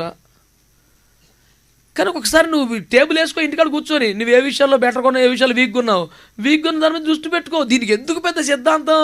దానికోసం సవాళ్ళు ప్రతి సవాళ్ళు కొట్టేసుకొని మేసాలు తిప్పేసుకొని, ఓరి బాబు ఏం అక్కర్లేదండి బాబు, ట్రై చేస్తా సార్ గదిలో కూర్చొని. సహోదర ప్రేమ ఉండాలి కాబట్టి నువ్వు క్లిక్ అయింది పక్కోడికి చెప్పు. మంచి మనసాక్షి అంటే ఇందులో వీక్గా ఉన్నావా, అది కొంచెం మంచోడు చెప్పారా, ఇది కొంచెం కుదురుతలేదురా. ఎక్కలేని ఎత్తైన కొండని ఒప్పుకున్నాడు దావీదు. ఎక్కలేకపోతున్న అనుభవాలు కొన్ని ఉన్నాయట. అసలు మామూలుడు కాదు వ్యక్తి. ఇజ్రాయెల్ దేశంలో తనకి లొంగని కొండలేమీ లేవు. కొన్ని ఆధ్యాత్మిక అనుభవాలు మాత్రం కొనుక్కుడు పడట్లా. అమ్మా ఇన్ని చేశాను కానీ ఇది కుదరట్లేదు కొంచెం. అలాగే నువ్వు ఎందులో రాణించలేకపోతావు, ఇంకొకరు సహకారం తీసుకో, తప్పేమీ లేదు, తప్పేమీ లేదండి. ఈ చేయి కొంచెం బలహీనంగా ఉంది, ఈ చేయి సపోర్ట్ తీసుకుంటే తప్పేముందండి? అయ్యయ్యయ్యో, నేను స్వతంత్రుడను, నేను బానిసను కాదు, మరొకటి సహాయం నాకు అవసరం. అది దుర్మార్గమైన నీరో వైఖరి. క్రీస్తు సంఘం అనే శరీరంలో నీ ఒక అవయవం, ఇతర అవయవాల సహకారం నీకు అవసరం. తల వెంట్రుకవైనా కాలి గోరువైనా అన్నిటికీ సహకారం అవసరం. ఇండివిజువల్ భావన పెద్ద అమాయకం. ఐఎమ్ ఇండిపెండెంట్ అలాగేం లేదు సార్, అందరూ డిపెండెంట్సే. ఎవడు ఇండిపెండెంట్ క్రీస్తు సంఘంలో? ఒకటి పేరు చెప్పండి నాకు. క్రీస్తు సంఘములో ఎవరిపై ఆధారపడనక్కర్లేని స్వతంత్రుడు నేను. ఎవడన్నా ఉంటాడా? అసలు ఇండిపెండెంట్ అన్న ఫీలింగే అమాయకం. మనం అందరం డిపెండెంట్సే, ఒకరిపై ఒకరు ఆధారపడి ఉన్నాం. పరస్పర ఆధారితమైన వ్యక్తులు మనం అండి. ఏంటి నేను ఎక్కడ లేని విచిత్రమైన మాట చెప్పినాడు సీరియస్ చూస్తారా? ఇంకా భలే ఒరే, ఇలా సుఖం లేదు కానీ నేను తేడా చెప్తే నువ్వు అని చెప్పండి, కరెక్ట్ చెప్తే ఆమెనానండి. మీరు మౌనం కూడా నాకు టెన్షన్ వచ్చేస్తుంది. ఇప్పుడు నాకు అసలే పెద్ద చదువు లేదు. కాబట్టి తేలుచున్న ఫలితార్థం ఏమనగా క్రైస్తవుడి టార్గెట్ క్రీస్తు వలె మారాలనేది. 2, పాపిష్టి లోకంలో రక్తమాంసాల దేహంలో కూడా ఒక మనిషికి సాధ్యమే. 3, యాక్షన్ ప్లాన్ ఏంటి? అన్ని విషయంలో ఎదగడం ట్రై చేయాలి. అంతే. నువ్వు ఎదిగిన విషయాలు ఉంటే ఇంకోటికి నేర్పించు, ఎదగలేని విషయాలు ఉంటే ఇంకోటి సహకారం తీసుకో. దీని పేరే సంఘం అంటే. ఇది నేను అభ్యాసం చేస్తున్న భక్తి. రైట్. ఇప్పుడు మనకు మోడల్ ఎవరు, హీరో ఎవరు, ఎగ్జాంపుల్ ఎవరు? యేసు ప్రభు హీరో అవ్వకపోతే పాపం, ఇంకెవడన్నా అయితే పాపం. నాకు రెండు సీరియసే. కొంతమంది యేసు ప్రభు కూడా ఆడు నాకు అసలు నచ్చడం. అందుకని చర్చిలో కొంతమంది కుర్రోళ్ళు ఏమన్నా మొన్న కూడా చర్చిలో ఎంత జుట్టు పెట్టుకొచ్చాడు కూడా, అంటే టోగుతుంటే జుట్టు అంటే టోగుతుంది. కొత్తగా వచ్చాడు కుర్రోడు, నాకేమో సుతారం నచ్చదు అని ఏమనంటే పోతాడు. పాస్టర్ గారు 10 మందిని రానివ్వడం వచ్చిన వాళ్ళని బెదరగొట్టేస్తారంటే మళ్ళీ వీళ్ళందరూ బాధపడతారు. నా ఎదురుకుండా కూర్చున్నట్టు ఊపుతుంటే నాకు చిరాకుగా ఉంది. నాన్న ఇదేంటి లేటెస్ట్ ఫ్యాషనా అని అడిగాను బాబు నాది అన్నాడు. అటు కాదురా, ఏంటంటే ఫ్యాషన్ అంటే మాట్లాడాలి. పోనీ నీకు ఆ ఫ్యాషన్ పేరు తెలుసు అని తెలియదు. నాకు తెలిసి చెప్పనా అన్నాను. చెప్పండి అంకుల్ అన్నాడు. అబ్షాలోం ఫ్యాషన్ రాది అన్నాను. అబ్షాలోం అంటే ఇప్పుడు అడిగి తెలిస్తే కాదు ఇయ్యాలు వచ్చాడు వాడు. దావీదు గారు కొడుకు ఒకడు ఉన్నాడు, రాడు జులపాలు వేసుకుని ఎగురుతుంటే వాడు బైక్ మీద వెళ్తుంటే పైన తగులుకున్నాయి, అటు పోయాడు అని చెప్పాను. ఆ రోజులు కూడా బైకులు ఉన్నాయి నాన్న. ఆ బైక్ పేరు డాంకీ. మరి అప్పటి వాహనం అదే కదా, ఈడు ఎటకారం కాకపోతేను. ఆ రోజుల్లో వాహనాలు ఏమున్నాయండి మరి? ఇటు పెద్ద మాట్లాడతాడు ఈడు.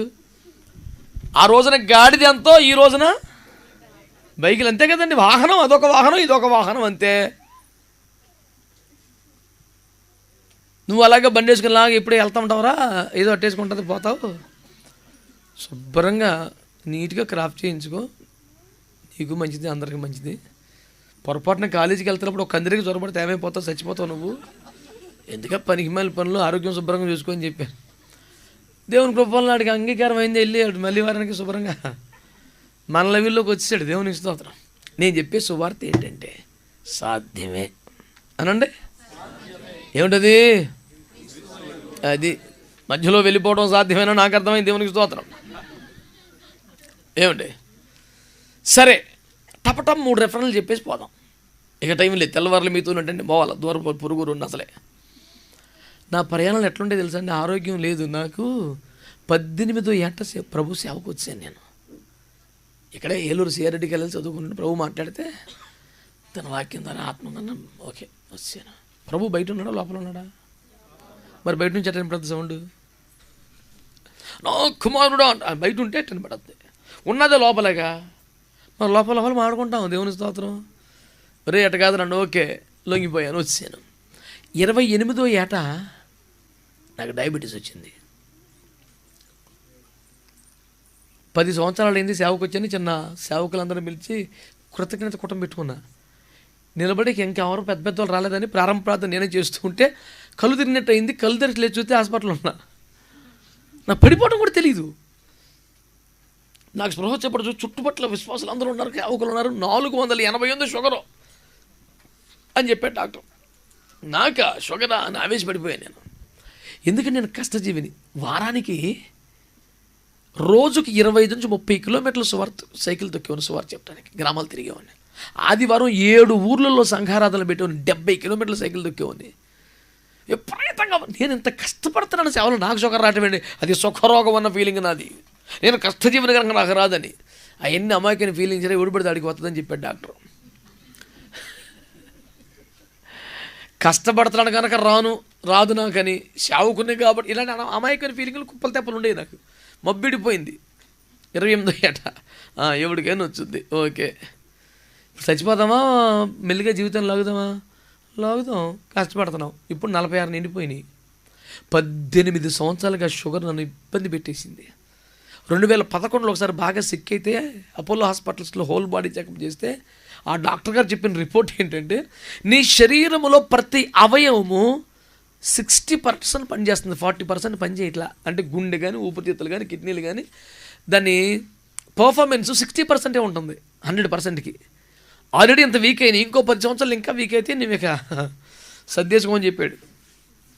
నేను దిగులు పడి ఏడిచి గుండెలు బాధేసుకుంటాను. ఏమి లేదు, హ్యాపీగా ఇప్పటికీ హ్యాపీగానే ఉన్నాను. ఇప్పటికి ఇంకా వీక్ అయిపోయినాయి. లేటెస్ట్ రిపోర్ట్ చేస్తే మన డాక్టర్ చూసి చెప్పాడు, నా బాడీ అసలు డి విటమిన్ తీసుకుంటలేదంట. ఇక దాన్ని కుదరట్లా తీసుకోవటం. నువ్వు కష్టపడి నన్ను పొద్దున్నే రాత్రి ఎండలో కూర్చోబెట్టించిన సాయంత్రం దాకా డి విటమిన్ బాడీ తీసుకోవట్లా, అవన్నీ చచ్చిపోయి నీకు నువ్వు కష్టం చివరిలోకి వచ్చేసావని చెప్పాడు. ఓరు బాబు, నువ్వు డిక్లేర్ చేస్తే అవ్వదురా, ఆయన ఎండి ఎముకలను బతికించేస్తాడు. లేదనుకోండి నరులారా రండి అంటే దెబ్బకి వెళ్ళిపోవాలి, పర్లేదు ఉండరంటే ఉండాలి, నువ్వుతో ఏమవ్వదని చెప్పేసి వచ్చాను అడిగి. ఏదో ప్రయత్నం పురుష లక్షణం, ఏదో చెయ్యి, నువ్వు ట్రై చేస్తున్నావా చెయ్యి, నమ్మకంగా ట్యాబ్లెట్ వేసుకుంటా. నాకు సుఖం లేకపోయినా, ఒంట్లో ఆరోగ్యం లేకపోయినా, అసలు ఓపిక లేకపోయినా, కొంచెం కూడా స్వస్థత రాకపోయినా, ఇంత సేవ చేస్తాను రోనాటికి కృషించిపోతున్నా, ఇంకా ప్రభువుని ప్రకటిస్తాను. కానీ నేను ప్రభువుని నమ్ముకున్నది స్వస్థత కోసం కాదు కాబట్టి. ఇప్పుడన్నా స్వస్థ వచ్చేసింది అనుకో, నేను పరలోకం వెళ్తానా? ఇలాగే రోగాలతో కృషించిపోయినకోను పరలోకం మిస్ అయిద్దా? అసలు ఇది పెద్ద పాయింటే కాదు. దీనికోసం ఎంపర్లాడటం, సీస పట్టుకొని తిరగటం, ఖర్చు నెత్తి మీద వేసుకోవటం అంత కర్మ నాకు లేదు. అసలు ఎన్ని సండే స్కూల్ పాయింట్లు నాకు ఎక్కవ అసలు అలవా అని చెప్పి తిరిగేస్తాను. దేవునికి స్తోత్రం. సరే, విషయానికి వద్దాం. ఒక 3 ముక్కలు ఏమిటయ్యే? క్రీస్తు వలె ఉండుట సాధ్యమే, ప్రయాసపడితే వర్కౌట్ అవుద్ది. ఆయుష్ ఉంది కాబట్టి, ఆరోగ్యం ఓపిక ఉంది కాబట్టి తిప్పలు పడదాం. ఓ సవాళ్ళు, పరిసవాళ్ళు, దెబ్బలాటలు, ఆర్గ్యుమెంట్లు ఇవన్నీ వేస్ట్. ట్రై చేద్దాం, క్లిక్ అయింది ఒకటి నేర్పుదాం, చేతకంది అయిన ఒకటి దగ్గర వెళ్ళి తెచ్చుకుందాం, అంతే. మన హీరో ఎగ్జాంపుల్ మోడల్ యేసుప్రభువే గనక, ఆయన వలె ఉండుట అన్నదే సబ్జెక్ట్ గనక, జీవితానికి కూడా టార్గెట్ అదే గనక, ఒక 3 రెఫరెన్స్లు చెప్పుకుందాం. ఆయన వల్లే ఉండటానికి ట్రై చేసే ఉద్దేశం ఉంటే, లేకపోతే ఇంతే సంగతులు చిత్తగించవలెను. ఆ ఉద్దేశం ఉందంటే ట్రై చేద్దాం. మీరేమంటారు? అది మౌనం మత్తు బాగా పాటించారు. దేవునికి స్తోత్రం. కొలస్సీ పత్రిక 2వ అధ్యాయం 5. ఇది కూడా విశ్వవిఖ్యాతమైన వచనమే, అందరూ కంటదాకా చెప్పగలిగిందే. అయినా చదవండి, తప్పు లేకుండా ఉంటుంది.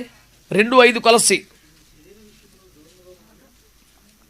నేను శరీర విషయంలో దూరముగా ఉన్నను, ఆత్మ విషయంలో మీతో కూడా ఉండి మీ యోగ్యం. క్షమించాలి, I have mistaken. Philippi 2:5. I'm sorry. అది చూడండి. క్రీస్తు యేసును కలిగిన ఈ మనస్సు మీరును. నేను మన సబ్జెక్ట్ ఏంటంటారు? క్రీస్తు వలె ఉండుట. టాపిక్ అదే కదా. దీంట్లో ఇంత డిస్కషన్ ఏం తెలియంది? అది సాధ్యమే. ఎలాగో అన్ని విషయాల్లో ఎదగలేదు, ఏదో ఒక దాంట్లో వెళ్తే క్లిక్ అవ్వదు. అన్ని విషయాలు ఎదిగే ప్రయత్నం చేస్తే ఒక రోజుకి ఆ రేంజ్కి వస్తాం. అది టార్గెట్.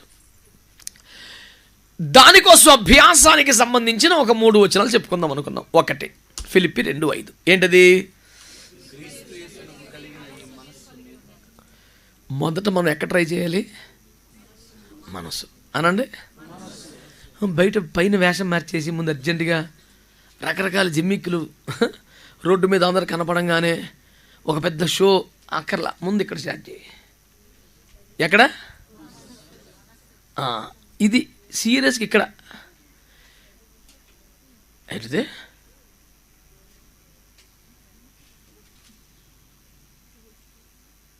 ఎవరో మొదలెట్టారు ఇంకో ప్రసంగం ఎక్కడ లేదా?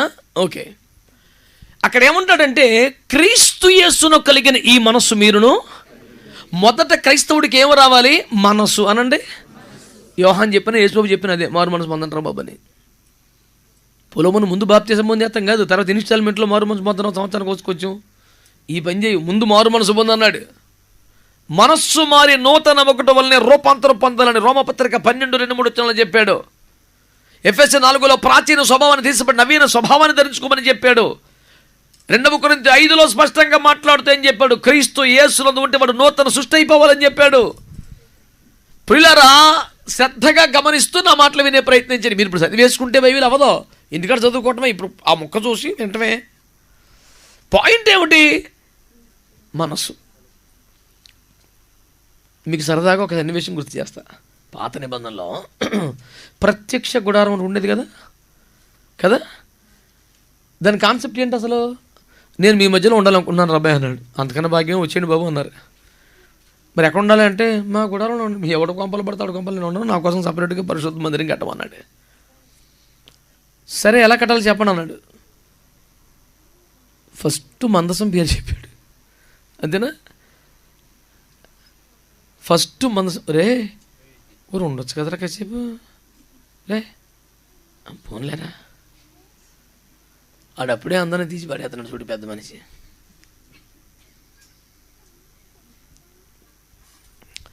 మొదట మందసం. ఇప్పుడు గుడారం ఎన్ని భాగాలకు ఉంది? ఆవరణం, పరిశుద్ధ స్థలం. ఈ అతి పరిశుద్ధ స్థలం బాగా లోపలది కదా, బెడ్రూమ్ లాంటిది. వాకిలి, హాలు, బెడ్రూమ్ లాంటిది. ఆ బెడ్రూమ్ లోపల ఉండేది ఏంటది? ఫస్ట్ దాన్ని కట్టమంటాడు. ఎందుకు? రే మీకు మర్యాదగా చెప్తే దెబ్బలు పడతాయి. ఏమనుకుంటున్నారు మీరు? వీడెవడు అమాయకులు జొరబడ్డాడు ఇట్టగా పోతాడు అనుకుంటున్నారా? ఇక బతిమాలతం అయిపోయింది. యేసుప్రభు అంత తోడికే ప్రేమ అయిపోయి ఒకరు చెట్టవద్దని చెప్పాడు. నేనే పట్టుకున్నారా బాబు?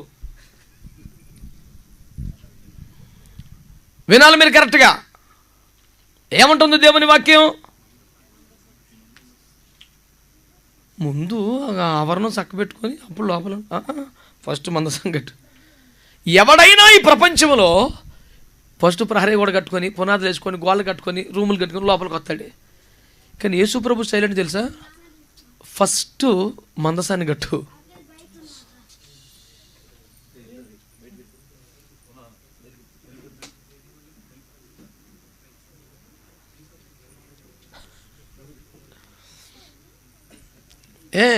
ఫస్ట్ ఏం కట్టాలంట అంటే లోపల నుంచి కట్టుకురమ్మన్నాడా, బయట నుంచి కట్టుకెళ్ళమన్నాడా?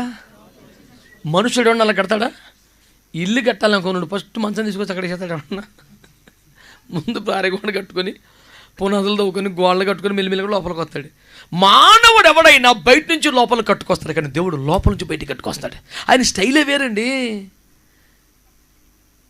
అయితే క్రైస్తవ జీవితాన్ని కట్టుకోవడంలో కూడా మనం మానవుల స్టైలే పాటిస్తున్నాం. బయట ముందు వేషం మార్చి, కొన్ని భాష మార్చి. వందనాలు బ్రదర్. సహోదరులారా, ఇలాంటి కొన్ని పదాలు నేర్చుకోవటం, బైబిల్ సంకలం పెట్టుకొని రోడ్డు మీద అంతా తిరిగేయటం, ఏంటి వస్త్రధారణ, ఈ వ్యవహారాలన్నీ మార్చేయడం.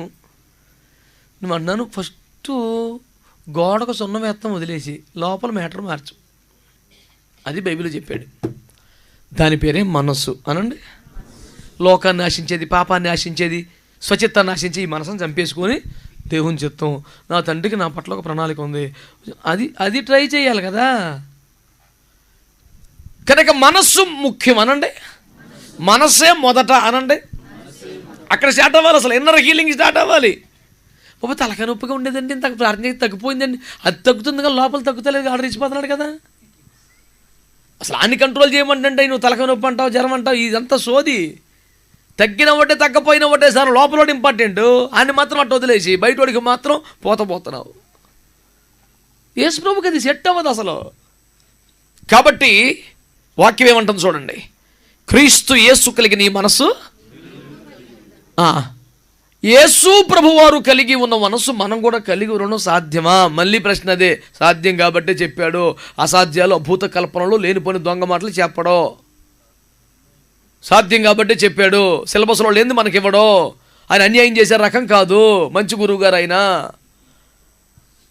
ఓకేనా? కాబట్టి ఇప్పుడు ఏమి ఇచ్చాడు మనకి సిలబస్? క్రీస్తు మనసు, అది సబ్జెక్ట్. ఇప్పుడు మరి మీరు ఇంటికాడ కూర్చొని అయి స్టడీ చేయాలా ఖాళీ ఉన్నప్పుడల్లా. అసలు యేసు మనసు ఎలా ఉంటుందంట?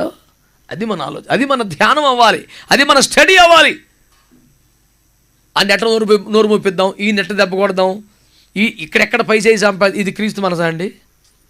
నువ్వు ఎతికే రెఫరెన్స్లోనే అయ్యాగా ఆడికి కరెక్ట్గా చెప్పాలరా. అసలు పొద్దు గూకులు నీ కసరత్ అంత అదే. అది ఎవరిది? సైతాన్ గడ్డి డిపార్ట్మెంటు. పోయి ఎంత బతికి ఆడిని ఎక్కేసుకొస్తాం ఎందుకు మనం? క్రీస్తు యేసు కలిగిన మనసు. ఆ మనసు ఏంటో చదివి పెట్టండి సార్. క్రీస్తు యేసు కలిగిన మనసును మీరును కలిగి ఉండండి. ఆయన దేవుని స్వరూపం కలవాడై ఉండి దేవునితో సమానముగా ఉంట విడిచిపెట్టకుండా భాగ్యమును ఎంచుకొనలేదు కానీ మనుషుల పోలిక, ఇంకా దాసుని స్వరూపం, రిక్తుడైపోయి సిలువ మరణం పొందినంతగా తగ్గించుకున్నాడు. 9 దాకా వెళ్ళిపోతే ఓకే. ఇప్పుడు నన్ను చూడండి, సింపుల్గా తగ్గొచ్చాను, టైం లేదు కాబట్టి. అయ్యలారమ్మలారా నన్ను చూడండి. క్రీస్తు మనసు అనండి. మనము కూడా కలిగి ఉండాలన్న ఆజ్ఞ ఉంది సార్ మనకి. అదొక సలహా కాదు, అది ఆజ్ఞ. మీరును కలిగి ఉండండి. ఏంటది క్రీస్తు కలిగిన మనసు అని అడిగితే ఆయన దేవునితో సమానముగా ఉండుట విడిచిపెట్టకూడని భాగ్యమని ఎంచుకొనలేదు. లాజిక్ పట్టుకోండి. దేవునితో సమానముగా ఉండుట అనే భాగ్యం విడిచిపెట్టుకోకూడని భాగ్యమేం కదా, అవసరమైతే వదిలేయచ్చు అన్నాడంట. ఎందుకోసం? నీకోసం, నా కోసం. అంటే మనల్ని ఆయన రేంజ్కి పెంచుకోవడానికి, మనకి ఈ విషయం నేర్పడానికి, మనకి అడుగుజాడలు చూపడానికి, మనల్ని కూడా మట్టి నుంచి మహిమకు పెంచడానికి, ఈ మట్టి మనుషులను దైవములుగా తెచ్చిదిద్దడానికి నేను ఈ భాగ్యం వదిలేసుకోవటం పెద్ద గొప్పేం కాదు అనుకున్నాడంట. అదే ఆయన తాలూకు మనసు. ఎమ్మెల్యే గారు ఆయన రేంజ్ వదులుకుంటాడా? ఎవడు వదలడు సార్. ఇంకా ఆ రేంజ్ ప్రజలకి అర్థమయ్యేలాగా మన చేత జేజేలు కొట్టించుకునే ప్రయత్నం చేస్తారు తప్ప నాయకత్వం వర్దిల్లాలి, జిందాబాద్ ఇవన్నీ మనకి అరువు శాఖరి మళ్ళీ ఎట్టు అనపోతే ఆడేమన్నా మనకు ఫేవర్ చేయడేమో అన్న సాగు. యేసుప్రభు వారు ఏంటి సార్ ఆయన పద్ధతి? వీళ్ళను మన రేంజ్కి పెంచుకోవడానికి దేవునితో సమానముగా ఉండే భాగ్యాన్ని వదిలేసుకుందాం అనుకున్నాడు. నేను కిస్మిస్ భక్తులు అందరికీ అదే చెప్తాను. హ్యాపీ కిస్మిస్ అర్ధరాత్రులు తెగ తినేస్తుంటాడు కదా ఒకడు. ఈ బ్యాచ్కి నేనంటే కోపం వీళ్ళకి, ఎందుకంటే నేను మనస్ఫూర్తిగా తిన్నామని నా మీద ఏడుపు. నాకు వాళ్ళు ఎన్ని తిట్టినా నాకు పేనం కుదిరి ఉండదు. ఆ టైం వచ్చేప్పటికి కోపం వచ్చేస్తుంటుంది నాకు.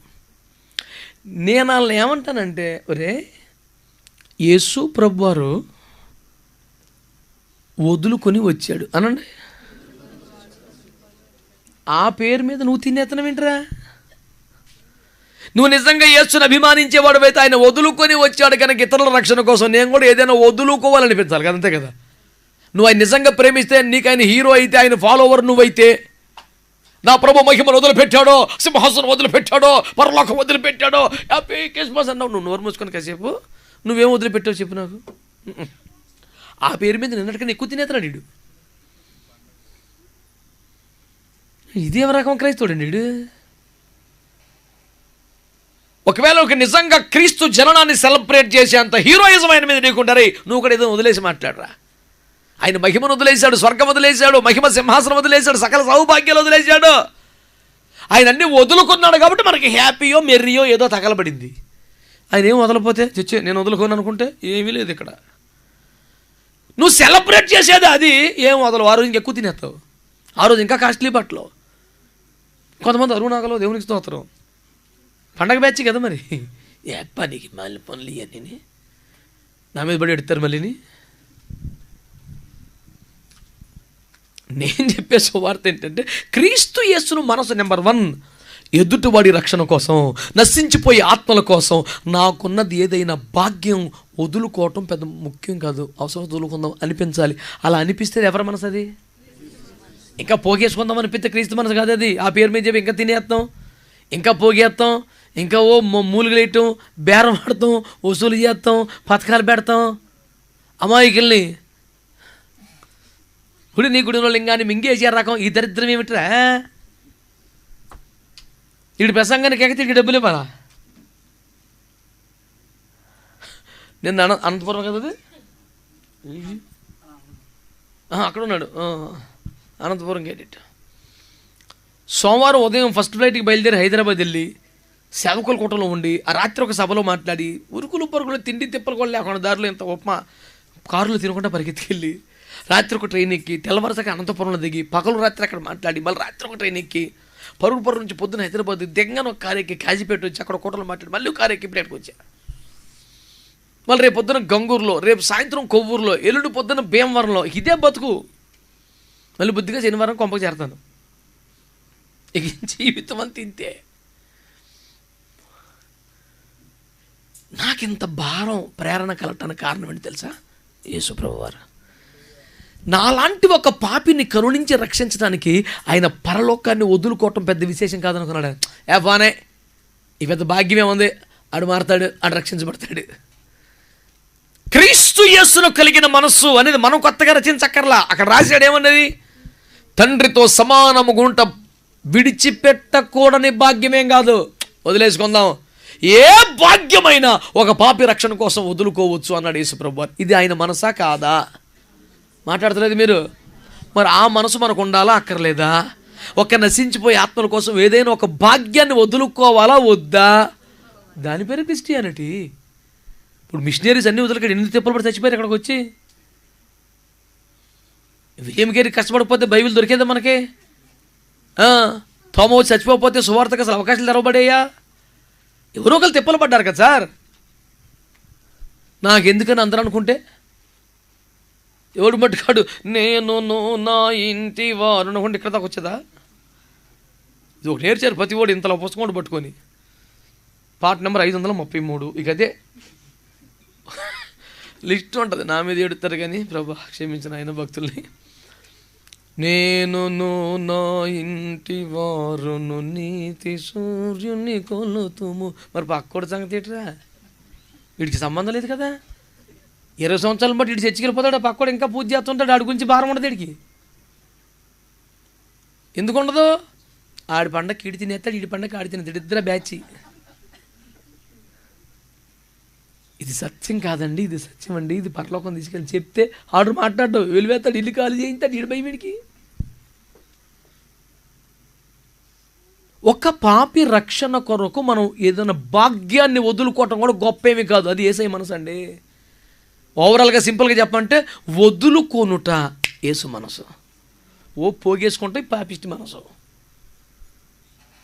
ఒక ఆత్మరక్షణ కోసం వదులుకోవాలండి. అసలు పాత నిబంధన గ్రంథంలో భక్తుల క్యారెక్టర్స్ అన్ని ఎస్టాబ్లిష్ చేసుకుంటూ వచ్చాడు. కొత్త నిబంధనలో సంఘానికి మ్యాటర్ అర్థం అవ్వాలనే కదా. అబ్బరం గారు లోతు కోసం, ఒక్క లోతు కోసం 318 మందిని వెంట యుద్ధం చేశాడా? అంటే చల్లారిపోయినా, వెనకబడిపోయినా, సహవాసం నుంచి బయటికి వెళ్ళిపోయినా, లోకంలో కలిసిపోయినా ఒక ఆత్మను మళ్ళీ సంపాదించడం కోసం, కాపాడడం కోసం మనం సర్వ సైన్యమై యుద్ధం చేయాలి అని చెప్పడం కోసమేనా? మాట్లాడరండి మీరు. లేనిపోయిన రిస్కులు పెట్టకండి. ఇప్పుడైతే ప్రశాంతంగా ముతుకుతున్నాం. అందరి కోసం మమ్మల్ని ఏడమంటాం ఏంటా? మరి యేసు ప్రభు మనసు అదే కదా. ఎతకని భయం వేసి ఏడిచాడు ఆ గెత్సేమన్లో. టెన్షన్ వచ్చేసి అయ్యి బాబు చంపేస్తారని కొరడ చూసి టెన్షన్ వచ్చేసింది యేసు ప్రభుకి. మన గురించే కదా బాబు ఏడిపంతానే. క్రీస్తు యేసు కలిగిన మనసు అంటే నశించిపోతున్న ఒక పాపిని రక్షించుకోవడం కోసం మనకున్న భాగ్యాలు వదిలేసుకోవాలి. తర్వాత దాసుని స్వరూపమును. ఆయన స్వరూపం ఏంటి?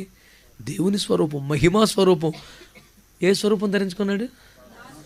అంటే ఒక ఆత్మ కోసం అవసరమైతే మన రేంజ్ కూడా రిక్తుడైపోవాలి. దేనికోసం? ఒక ఆత్మ. ఇప్పుడు మీకు పాయింట్ చెప్పనా? ఆత్మరక్షణ కోసం అవసరమైతే రిక్తులం అవ్వాలని బైబిల్ చెప్తుంటే ఆత్మరక్షణ కోసమే ఫండ్స్ కావాలంట. వీడు అందరికీ అవతరాలు చేస్తారు, రాసేస్తుంటాడు వీడు. ఇక్కడ మేము చాలా మినిస్ట్రీ చేస్తున్నామండి, ఇక్కడ ఎవాంజలిజం ఉంది, ఇక్కడ రూరల్ అండి. ఈ ఉత్తిదే బండ బూతులు రాసేసి డబ్బులు పోగేస్తాడు వీడు. ఒక ఆత్మను సంపాదించడం ఫండ్ రైజింగ్ అనేది బైబిల్లో లేదు, రిక్తుని చేసుకోవటం బైబిల్లో ఉంది. పౌలు గారు ఏమన్నారు? నేను సువార్త వ్యయమైపోయాను అన్నాడు. ఖర్చు అయిపోయాడంట. వ్యయమైపోవట్లేదు, ఎదుటికి భారం అయిపోతున్నాడు. ఇప్పుడు అయ్యారు ఒక్కొక్కడు. ఈయన కూటం పెట్టాలంటే లిస్ట్ రాసేస్తాడు. మొన్న ఒకటి ఇచ్చాడు నాకు ఇంత కాగితం, అనవసరం చూడని. ఏముందో తెలుస్తుంది? స్టేజ్ ఎంత ఎత్తు ఎంత వెడలిపోయారో ఆడే రాసిచ్చాడు. స్టేజీ పక్కన ఒక క్యారవాన్ లాంటి వ్యాన్ పెట్టాలంట, అందులో ఇటు పూట రద్దుకుంటాడంట. అదొక వ్యాన్ పెట్టాలా?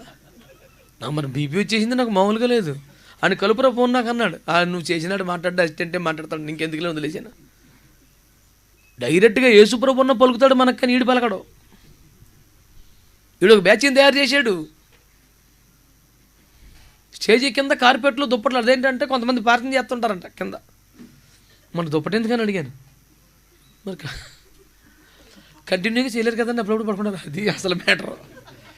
వీడికి ఎప్పుడప్పుడు చికెన్ పకోడీ, కోడిగుడ్లు అట్లు పంపుతున్నాడు. వీడి ఆడెక్కడ చేస్తాడు ప్రార్థన? ఉట్టిదే. ఒక బ్యాచ్ని వేసుకొస్తాడు, అక్కడ నుంచి వాళ్ళందరినీ మేపాలి మనం. ఇక్కడ వీళ్ళకి లాడ్జీలు, వీళ్ళకి రూములు, ఆడు చెప్పిన కొలతలు, ఎల్ఈడి ఎన్ని పెట్టాలండి బాబా. చెవులకి ముక్కులని మొత్తం నమ్మేసుకుని నానా సావులు చచ్చిపోయి కూటం పెట్టేసిన తర్వాత అన్నీ అయిపోయాక లాస్ట్లో వెళ్ళిపోతాడు అంతే. రిక్తులు అవుతారా, సంపన్నులు అవుతున్నారా సార్? నా మీద కూడా ఎడతారని చెప్తేని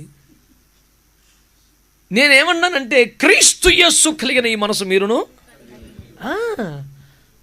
ఛాలెంజ్గా తీసుకుందాం సార్. ఇది మనం అభ్యాసం చేస్తే సాధ్యం మనకి. అదే నేను చెప్పేది. క్రైస్తవులం మేము క్రీస్తు సంఘం కాదు, ప్రాక్టీస్ ట్రై చేయాలి. ఇక్కడ ఏముంటుంది? వదులుకోవటానికి ఇష్టపడాలి అనండి. దిగి రావటానికి ఇష్టపడాలి, తగ్గించుకోవటానికి ఇష్టపడాలి, శ్రమ పడ్డానికి ఇష్టపడాలి. ఇవన్నీ అక్కడ ఉన్నాయి లేవా? దేనికోసం? ఒక పాపి కోసం సార్.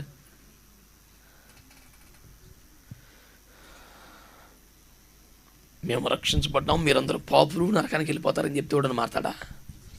మనం వాడి స్థాయికి దిగి తగ్గించుకొని ప్రేమను పంచిపెడితే ఎవడన్నా మారతాడు.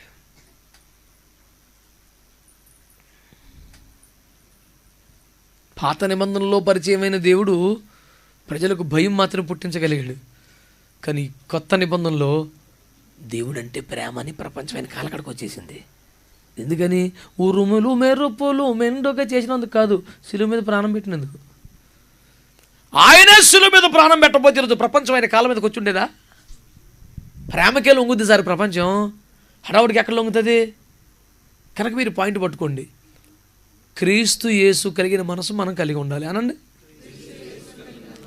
వదులుకోవటానికి ఇష్టపడాలి, దిగి రావడానికి ఇష్టపడాలి, తగ్గించుకోవడానికి ఇష్టపడాలి, శ్రమ పడడానికి ఇష్టపడాలి. ఇది క్రీస్తు మనసు. ఇది కూడా సాధ్యమే ట్రై చేస్తే. నా మాట మీకు అర్థమైందంటారా? ఇక రెండో పాయింట్, హెబ్రీ పత్రిక 5:7.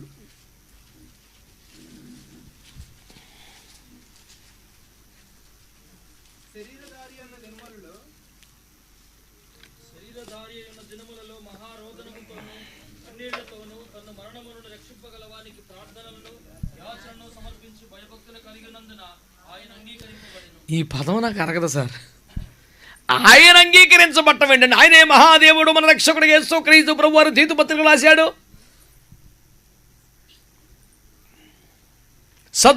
సర్వాధికారి దేవుడని రోమాపత్రికలు రాశాడు. అద్వితీయ సత్య దేవుడని యోహాను పత్రికలు రాశాడు.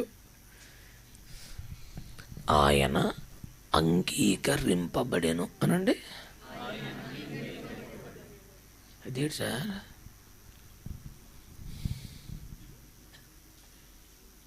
విమానాశ్రయం ఎప్పటిని గమనించండి.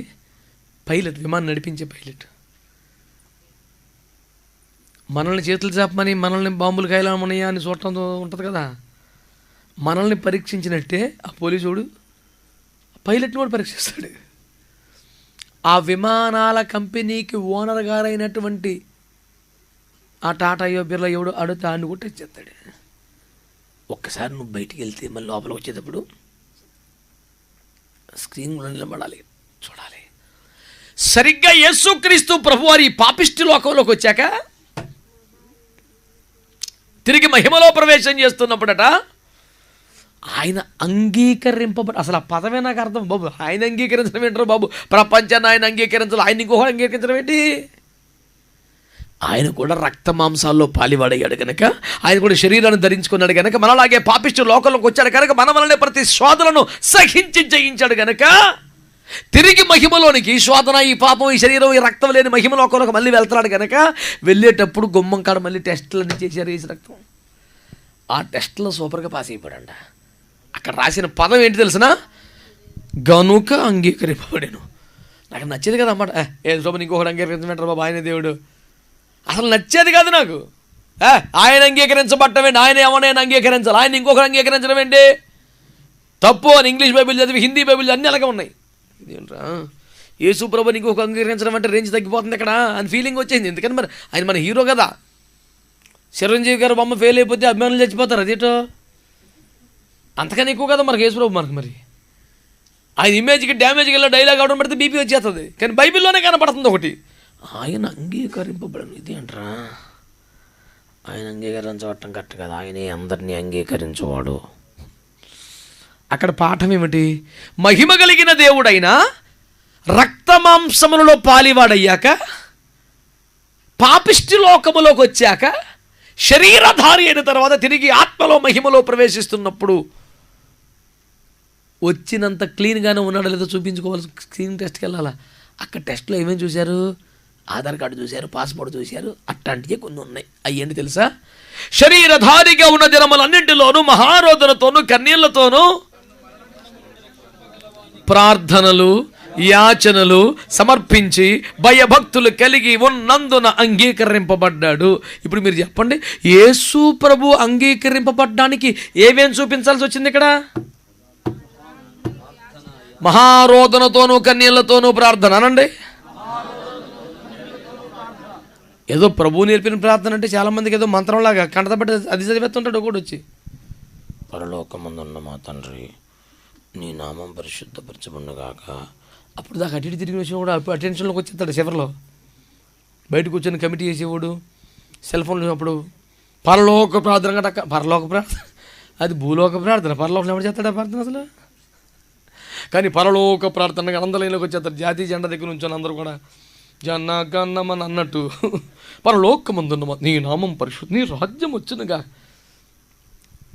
ఒక చర్చి సంగపేత గారు నా పక్కన కూర్చొని నుంచొని, నీ చిత్తము పరలోకమందు నీ రాజ్యం అనగానే ఇది కరెక్ట్ అన్నాను నేను. ఏంటన్నా అన్నాడు. మరి ఇప్పుడు మీ చర్చిలో మీ రాజ్యమే కదా నడుస్తుంది, ఎక్కడైనా ఆయన రాజ్యం రానేమన్నాడు. అనా నువ్వు చాలా మమ్మల్ని అవమానపడుతున్నావు, నువ్వు యేసు ప్రభుని అవమానపరిచేసి కదా, నిన్ను అవమానపరచడం లెక్క ఏమన్నా అసలు అన్నారు. నువ్వు ప్రభువుని అవమానపరచావు, నువ్వు పెద్ద గొప్ప అంట ఎలవయా, నువ్వు పక్కన వెళ్ళా యేసు ప్రభు కన్నా ఎవడు పెద్దోడు కదా, తీపకదే అని. వాడికి ఉగ్రత వచ్చేసింది. నేనేం భయపడను కదా.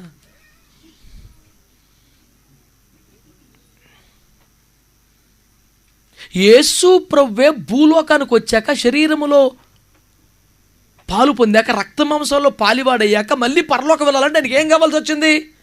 మహారోదనతోనూ కన్యలతోనూ ప్రార్థనలు, విజ్ఞాపనలు, యాచనలు, భయభక్తులు కలిగి ఇన్ని అవసరమైతే అవేమీ లేకుండా మనం పొడి ముక్కలు పరలోకమందున్న మా తండ్రి హల్లౌడ్ బి దై నేమ్ సోకు 4 పదాలు చెప్తే ఎవడ వెళ్ళిపోతాడు పరలోకం అసలు? వెళ్ళడాడు ఎవడైనా సరే, పెద్ద మ్యాటర్ ఏం కాదు. యేసు ప్రభు వారే మహారోదనతోనూ కన్యలతోనూ ప్రార్థనలు చేసి భయభక్తుల గురుంటే తప్ప అంగీకరించబడలేదంట. మన మోడల్ ఎవరో, మన ఎగ్జాంపుల్ ఎవరో, మన మాదిరి ఎవరో, మన హీరో ఎవరో మనం మట్టికి అక్కర్లేదా? మనకి ఇంకొక రూట్ ఉందా? పోలేదన్నా ఏమైనా షార్ట్ కట్ ఉందా? పరలోకానికి దొడ్డి దారులు అడ్డదారులు ఉండవు, ఒకటే దారి దేశ ప్రభు. ఏదైనా తోటకి ఎన్ని గుమ్మాలు, నోవహ వాడికి ఎన్ని గుమ్మాలు, పరలోకానికి ఎన్ని? ఒకటే. అవన్నీ చూపెడతావు, ఒకటే ఉంటుందని నేర్పుకొత్తగా చెప్పాడు అవన్నీ సబ్జెక్టులు. మళ్ళీ మనమేం వాడగట్టుకోకర్లేదు కూర్చొని.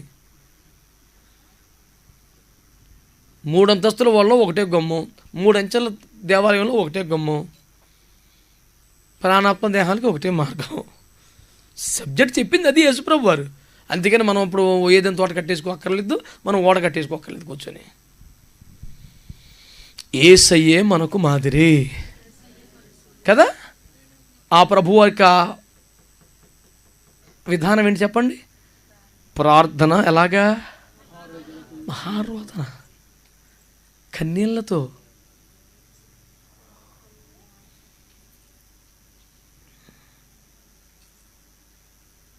జాగ్రత్తగా నా మాటలు వినండి.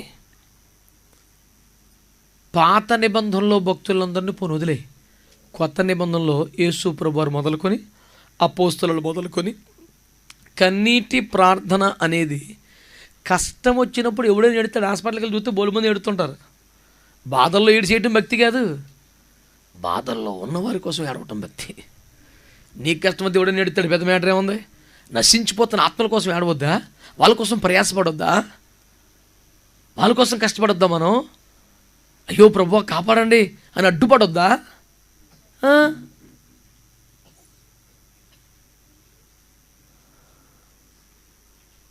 యేసు ప్రభు వారు నూతన నిబంధన కాలంలో కోత కోసే పనివారిని పంపమని వేడుకోమని చెప్పలేదా మనకి?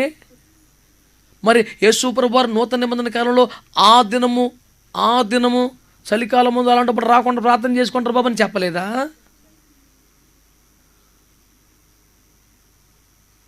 మెలకువగా ఉండి ప్రార్థన చేయమని చెప్పలేదా? విసుగక ప్రార్థన చేయమని చెప్పలేదా? ఎడతెక్క ప్రార్థన చేయమని చెప్పలేదా? మరి ప్రార్థన మొక్కుబడిగా మారిపోతే ఎలాగా? ప్రార్థన ఆచారంగా మారిపోతే ఎలాగా? ప్రార్థన ఏదో మంత్రంలో కంటతబట్టి చెప్తే ఎలాగా? మహారోదనతోనూ కన్యలతోనూ తన్ను మరణం నుండి రక్షించగలవానికి ప్రార్థనలు యాచనలు సమర్పించి భయభక్తులు కలిగి ఉన్నందున అంగీకరింపబడ్డాడు. యేసు ప్రభు అంగీకరించబడటానికి ఎంత ప్రాసెస్ ఉంటే నువ్వేదో స్పెషల్ గ్రేస్ అంటే ఇదొక మొదలెట్టాడు. ఈ మధ్య ఒకడు అంటే యేసు ప్రభు గారికి లేదు కృప, నీకు వచ్చేసింది ఎట్రా సపరేట్ కానీ. సిస్టమ్ ఒక రూల్ పెట్టాడు ఆయన, దాని ప్రకారం వెళ్ళాలి. మనస్సు వదిలిపెట్టుకోవాలి, మర్చిపోయారు అప్పుడే. 2 దిగి రావాలి, 3 తగ్గించుకోవాలి, 4 శ్రమ పడాలి. మీరు అప్పుడే 5 నిమిషాలను వదిలేస్తే ఇంకెలాగండి బాబు. క్రీస్తు యేసు కలిగిన మనసులో 4 ముక్కలు చెప్పుకున్నాం. 1 మాట్లాడరా, మర్చిపోయారా? 1 వదులుకోవడానికి ఇష్టపడాలి, 2 దిగి రావాలి, 3 తగ్గించుకోవాలి, 4 శ్రమ పడాలి. ఇది క్రీస్తు మనసు. నెక్స్ట్ క్రీస్తు ప్రార్థన, అది క్రీస్తు పుట్టుకలో నెరవేరిన 4. క్రీస్తు జీవితంలో శరీర దారికున్న దినములన్నింటిలోనూ, ఓకేనా, మహారోదనతో కన్నీళ్లతో ప్రార్థన భయభక్తులు కలిగిన జీవితం వల్లనే పరలోకంలో అంగీకరించబడ్డాడు. ఇక 3వది ముచ్చటగా పేతురు మొదటి పత్రిక 2వ అధ్యాయం 21.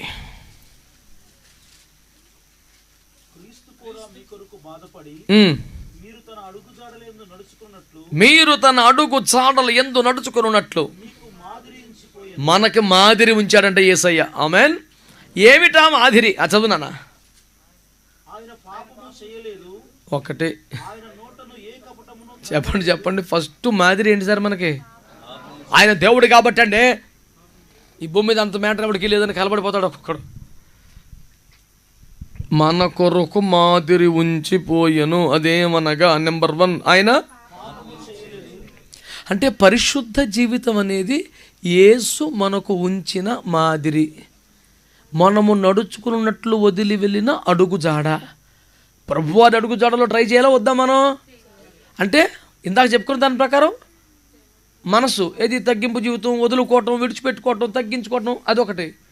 2వది కన్నీటి ప్రార్థనా జీవితం. 3వది పరిశుద్ధత. ఇవన్నీ మన ప్రాక్టీస్ అవ్వాలండి. ఈ వదిలేసి ఆడు వేస్ట్, ఈడు వేస్ట్, నేను సూపరు, అంతా వేస్ట్. మన ప్రాక్టీస్ ఒకటి మనకు ఉంది, తిప్పలు పడి మనం అది చేసుకుంటే దాంట్లో మనం ఎంతవరకు సాధించామో ఇంకోటికి సపోర్ట్ చేస్తూ అని బలపరుస్తూ సంఘంగా మనం ఒకరినొకరు ప్రోత్సహించుకొని ఆ దిశగా అందరం కలిసి సమైక్యంగా క్రీస్తు స్వరూపంలోకి రావడానికి ప్రయాసపడాలా. That should be Christian practice. అది క్రైస్తవ క్రమం.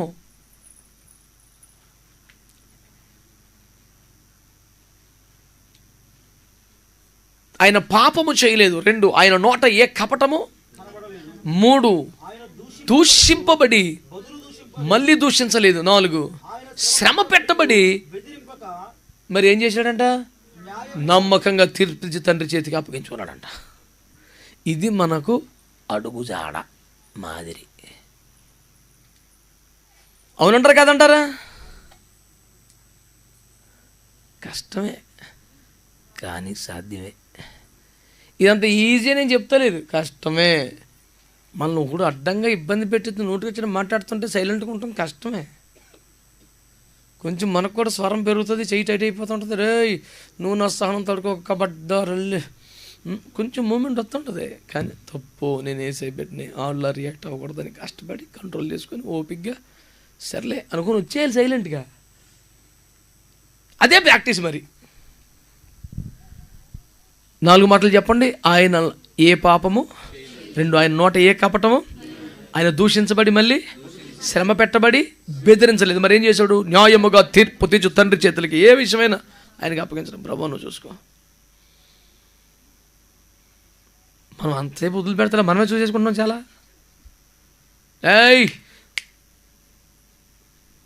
మన డిపార్ట్మెంట్ కాదు అది. నాకు వదిలేయిరా, పగ తీర్చడం నా పని. రోమపత్రిక చెప్పాడు కదా, నేను చూసుకుంటాను, వదిలేయి. నా మొత్తం సందేశం సారాంశం ఇదే. టాపిక్ ఏంటి? క్రీస్తు వలె ఉండుట. ప్రాక్టికల్గా సాధ్యమే. ఎలా? అన్ని విషయాలు ఎదిగితే అది ఉపోద్ఘాతం.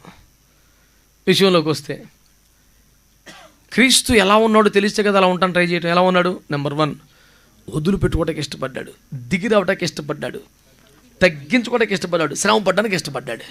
ఇది మనకు మాదిరి. 2 అది జన్మంలో జరిగింది కదా. ఇక జీవితంలో శరీర దాగుణ దినములు అన్నింటిలోనూ మహారోదనతో, కన్నీళ్లతో, ప్రార్థనలు, యాచనలు సమర్పించి భయభక్తులు కలిగి ఉన్నందున అంగీకరించబడ్డాడు. లాస్ట్ ఆయన మరణ గడియలు. నిగ్గు తేలాడు, పాపం లేనివాడుగా. కపటం లేదు, దూషించబడ్డ మళ్ళీ దూషించలేదు, శ్రమ పెట్టబడిన బెదిరించలేదు. న్యాయంగా తీర్చి తండ్రి చేతికి అప్పగించుకున్నాడు. అదేనా ముగింపు. జననం, జీవితం, ముగింపు 3 చూపెట్టాను మీకు. ఎవరి ఇంకెవరు అంతకన్నా పెద్ద హీరో మనకు లేరు, అక్కర్లేదు కూడా మనకి. యేసు ప్రభు వారిని మనం ప్రేమిద్దామా వద్దా? యేసు ప్రభు వారిని ఫాలో అవుదామా లేదా? యేసు ప్రభు వారిని అభిమానిద్దామా? ఏమండి, ముగింపులో నాకు ఏదన్నా ఆలోచన వస్తే పేపర్ మీద రాయటం అలవాటు. ఓ కవిత రాశాను మీకు సింపుల్గా, ఏది చిన్న చిన్న పదాలు. మీకు నచ్చితే ఓకే అనిపిస్తే మీ వాడికి చెప్పండి, నేను నీట్గా ప్రింట్ చేసి మీకు ఇస్తాను. నాకు ఏదన్నా కవిత వస్తే రాసుకొని ప్రింట్ కూడా చేస్తుంటానులే. నచ్చిందంటే మీకు ఇస్తాను, లేకపోతే నా దగ్గర తీసుకుంటాను. ఏం పోయింది పెద్ద విశేషం. ఈ కవిత నా రాత కోసం నాకే అర్థం వేసావు. దేవుని స్తోత్రం. యేసయ్య మీ మాదిరి అయితే, టైటిల్ ఏంటండి? యేసయ్య మీ మాదిరి అయితే. క్వశ్చన్, మీరు యేసు అడుగు జాడల్లో నడుస్తున్నారా? ఇది మొత్తం టైటిలే. ఇక కిందకి వెళ్తాం. యేసు తనను అభిమానించమన్నాడా, అనుసరించమన్నాడా? కరెక్ట్గా ఫీల్ అవ్వండి, ఓకేనా? 2, యేసు తనతో మాట్లాడమన్నాడా, తన గురించే మాట్లాడమన్నాడా? కొంచెం బాగా ఫీల్ అవ్వండి, ఓకేనా? రైట్. యేసు తన జీవన శైలి గురించి సవాలు చేయమన్నాడా, తన జీవన శైలి విషయంలో మీరు సవాలు చేయబడాలి అని కోరుకున్నాడా? సిన్సియర్గా ఆలోచించండి, ఓకేనా? తర్వాత, యేసు తన ప్రేమను చాటించమన్నాడా, లేక తన ప్రేమను చూపించమన్నాడా? ఇవన్నీ చాలా ఇబ్బందిగా ఉంటాయి. మళ్ళీ 4 మాటలు చెప్పేస్తున్నాను. అభిమానించమన్నాడా, అనుసరించమన్నాడా, మాట్లాడమన్నాడా, తనతో మాట్లాడమన్నాడా, తన గురించి మాట్లాడమన్నాడా, తన గురించి సవాలు చేయమన్నాడా, తన జీవితం గురించి సవాలు చేయబడమన్నాడా, ప్రేమను చాటించమన్నాడా, ప్రేమను చూపించమన్నాడా? ఓకే. అయినా అవేమీ లేకపోయినా మేము ఆయన అభిమానిస్తున్నాం, వెంబడించకపోయినా అభిమానిస్తున్నాం అన్నారనుకో, యేసుప్రభు అంటే వేరే ఫాలోయింగ్ అండి, బొమ్మ హీరో, ఆయన గురించి చంపేస్తాను. మళ్ళీ తేడా మాట్లాడితే ఎవడరు నువ్వు ఆయన గురించి మాట్లాడడానికి? నువ్వు అంతరించిపోతావు, ఆయన ఫాలో అవుతున్నావు అంటే ఫాలో అవ్వట్లేదు కానీ మరి ఏం చేస్తున్నావు? అభిమానిస్తున్నావు. ఓహో, ఈడొక వెరైటీ, ఓకేనా?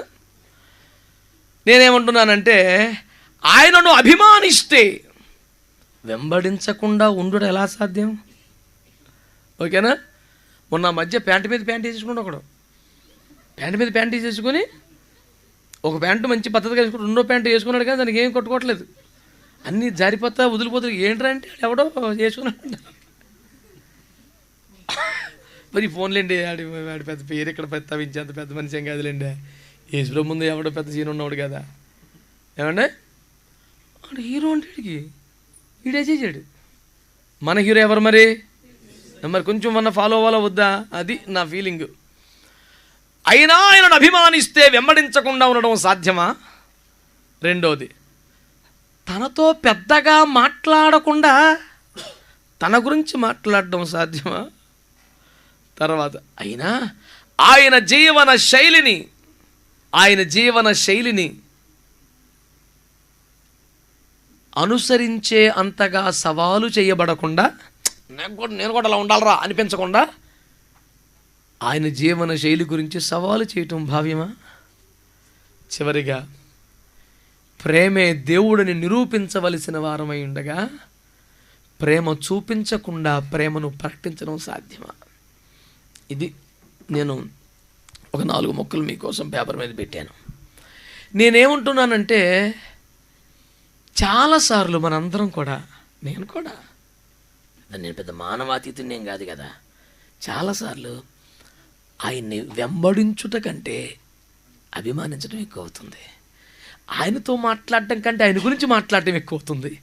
ఆయన జీవన శైలితో మనము సవాలు చేయబడకుండా కన్నా అందరినీ సవాలు చేయటం ఎక్కువ అవుతుంది. ఇది నిజంగా యేసు మన దగ్గర కోరుకున్నది కాదు. కనుక మొదట ఆయన అడుగు జాడల్ని అనుసరించడానికి ట్రై చేద్దాం. మొదట ఆయన మనసును పొందుకోవడానికి ట్రై చేద్దాం. మొదట ఆయన ప్రార్థనా జీవితాన్ని ట్రై చేద్దాం. మొదట ఆయన సహనాన్ని ట్రై చేద్దాం. క్రీస్తు వలె ఉండకు ప్రయాసపడదాం. తగినంత కృప అన్ని విషయములు ఎదుగుటకు ఆయన మనకు అనుగ్రహించును కాక.